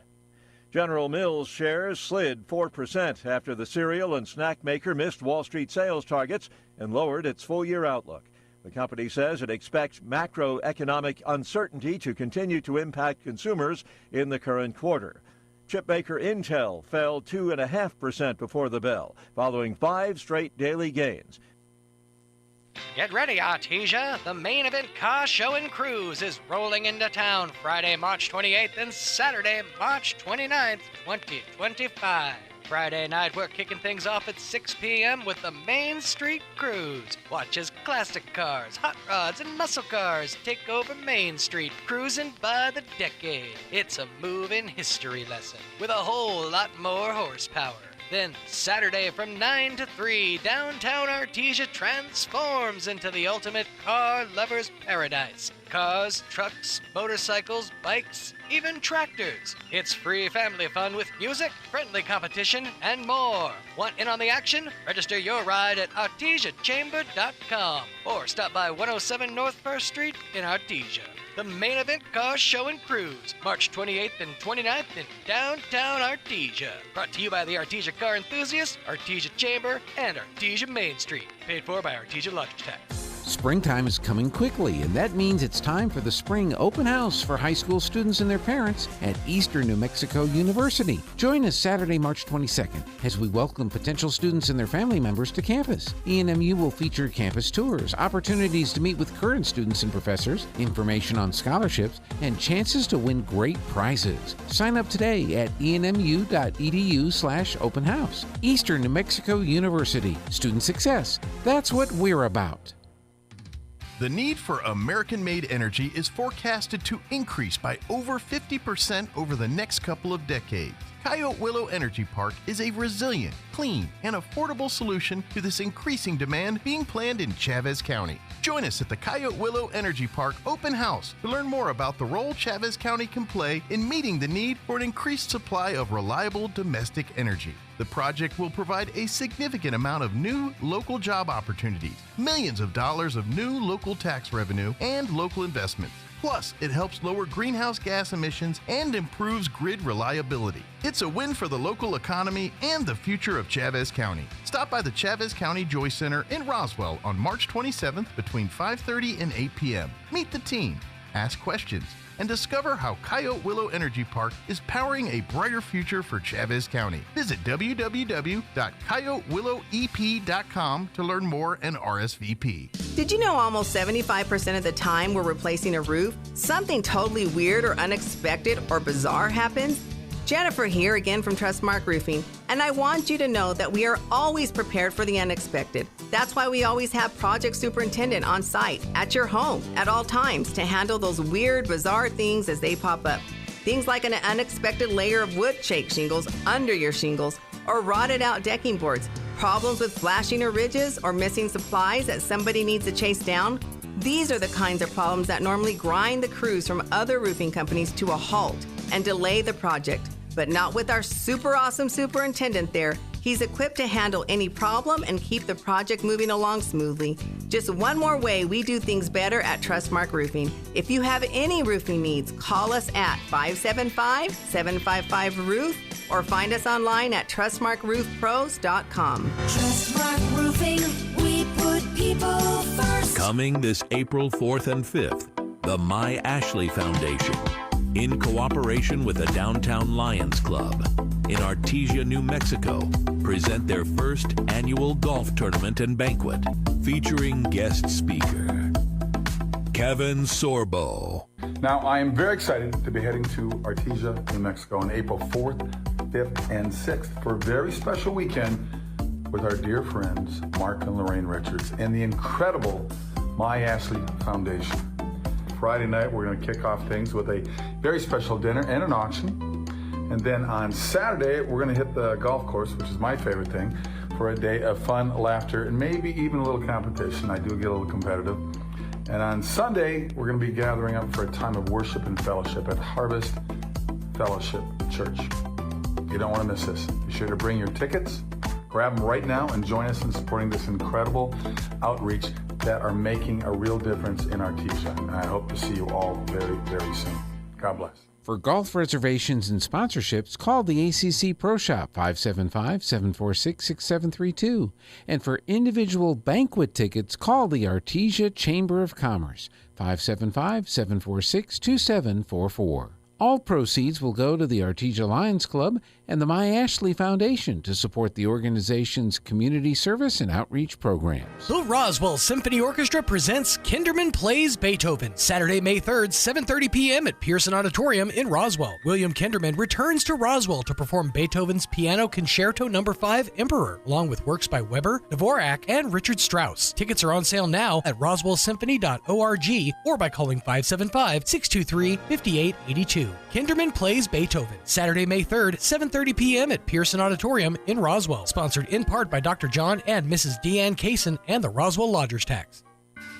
Artesia Main Street is bringing the fun to downtown. On Friday, March 28th, following the main event car cruise, enjoy the Downtown Street Dance with live music from Mammoth Cults. Plus food trucks, great tunes, and an evening of nonstop fun, all with free admission. Don't miss the Downtown Street Dance with music from Mammoth Cults happening Friday, March 28th, 6:30 p.m. in the heart of downtown Artesia.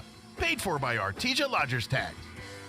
If you're missing a tooth or several teeth, a dental implant may be the ultimate solution. Implants look and feel so much like real teeth that you probably forget you have an implant. Maupin and Brown Dentistry is one of New Mexico's most experienced implant providers, with literally thousands of implant patients who are absolutely delighted with the results. Call Maupin and Brown today for an evaluation. You'll be surprised how affordable implants can be. Maupin and Brown, your choice for experienced, state-of-the-art dentistry. Mulan has the highest kill count of any Disney character. When asked for comment, Buzz Lightyear responded, "To infinity and beyond." Here's Mike Winters. And good morning. It is closing in on 9:57. Got a couple minutes here before we wrap up the show. If you missed any part of it, I invite you to check it out, ksvptv.com. Click on the Mornings with Mike Winters channel. We did replay our interview with Josh McDonald from the Rocky Mountain Elks Foundation talking about their event coming up here in April. Don Wells with Friends of Bitter Lake joined us talking about their need for volunteers and things. And then, of course, we just had Gary from the Roswell Chamber join us talking about Rise Over Roswell membership and some other upcoming events as well. KSVPTV.com in the Mornings with Mike Winters channel. You'll find all of those videos there. Indeed. I saw something on Twitter, and this is a big debate, but I'm just kind of curious. It's just someone put this random thing about high school phenomenon. Boys begin referring to each other by last name. An arbitrary few never lose this designation, and 15 years hence are still called by their surname. This is not new, folks. No, that's a pretty common thing. Like they're acting like that. Like O'Halloran, get over here! And I'm telling you right now, if dudes are in a military or sport, pretty much any job where your last name is prominently on your clothing, like your uniform or your sports jersey, they refer military. They're my best friends, but I refer to them as Jones or Smith or whatever. Most of my male friends, that's just how we know them. Most of my male friends still call me Smalls. They just Smalls, get over here. It's just a known thing. Yeah, I mean, it's just it's not. I don't know. And they're like, it's a phenom. I'm like, no. If you hang out on a football team all day, most of your teammates are probably, hey, that's Lupe or that's whatever it is. It's our last name. That's just how. I don't know. It just seemed. It was just a very. I was like, really? And then people are like commenting, like, oh well. And I'm just like, are you all just like new to Earth? How do you not? I think it's just that trends are cyclical, and I think that fell out of fashion for a while. Did it? I don't think it ever did. Well, I don't hang out with a lot of school age kids, so I don't know. But I think if you're on a sports team, I mean, we hang out. Like we do a lot of sports, and I hear people referring to each other all the time. It's usually their last names. Yeah. You heard what Anita said, or you heard? Gets a little confusing when it's hodling, but still. Well, the only time, but then they'll turn them into nicknames. Yeah. Like, that's the big thing. It's Right. like Guadalupe. They're all Lupes. You know what I mean? If you know Guadalupe, 9 times out of 10, you just call them Lupe. You know? Maybe the new trend should be putting EY at the end of the last name. Small Z. That's a hockey move. Yeah, it is. That's the hockey move. Jonesy. You ain't Jones. You're Jonesy. Nope. You're Smitty. Shorzy. Smitty. Yeah, you're something. Or if they can't put a Y on the end, you're big. Big? Like big. Big Winters. Big Winters. Yeah, Danny. Something that doesn't work with a Y. They'll say, like, here's Big Klinskowski. Whatever his name is. So, all right. We got to go. Yep. I know that there's more debate there. I just saw that like 2 minutes ago, and I'm like, huh? Yeah, that's come on. This is a thing? Really? This is what we're talking about? These are first world problems. New trend, sky's blue, everybody. That's right. Water's wet. All right. Have a great day. We'll talk to you bright and early, 7 a.m. tomorrow. Take care, everybody. Clyde Lewis and Ground Zero is now in Roswell on 106.5 FM. KEND Roswell. Breaking news this hour from townhall.com. I'm John Scott. The Federal Reserve is expected to signal that it could cut its key interest rate twice this year. The same forecast it issued in December. Some economists have sharply reduced their forecast for growth this year. Barclays Bank now forecasting growth of just 0.7%, down from 2.5% in 2024. Ukrainian President Zelensky says President Putin's vow not to target energy infrastructure was very much at odds with reality following overnight attacks. In Helsinki, Volodymyr Zelensky has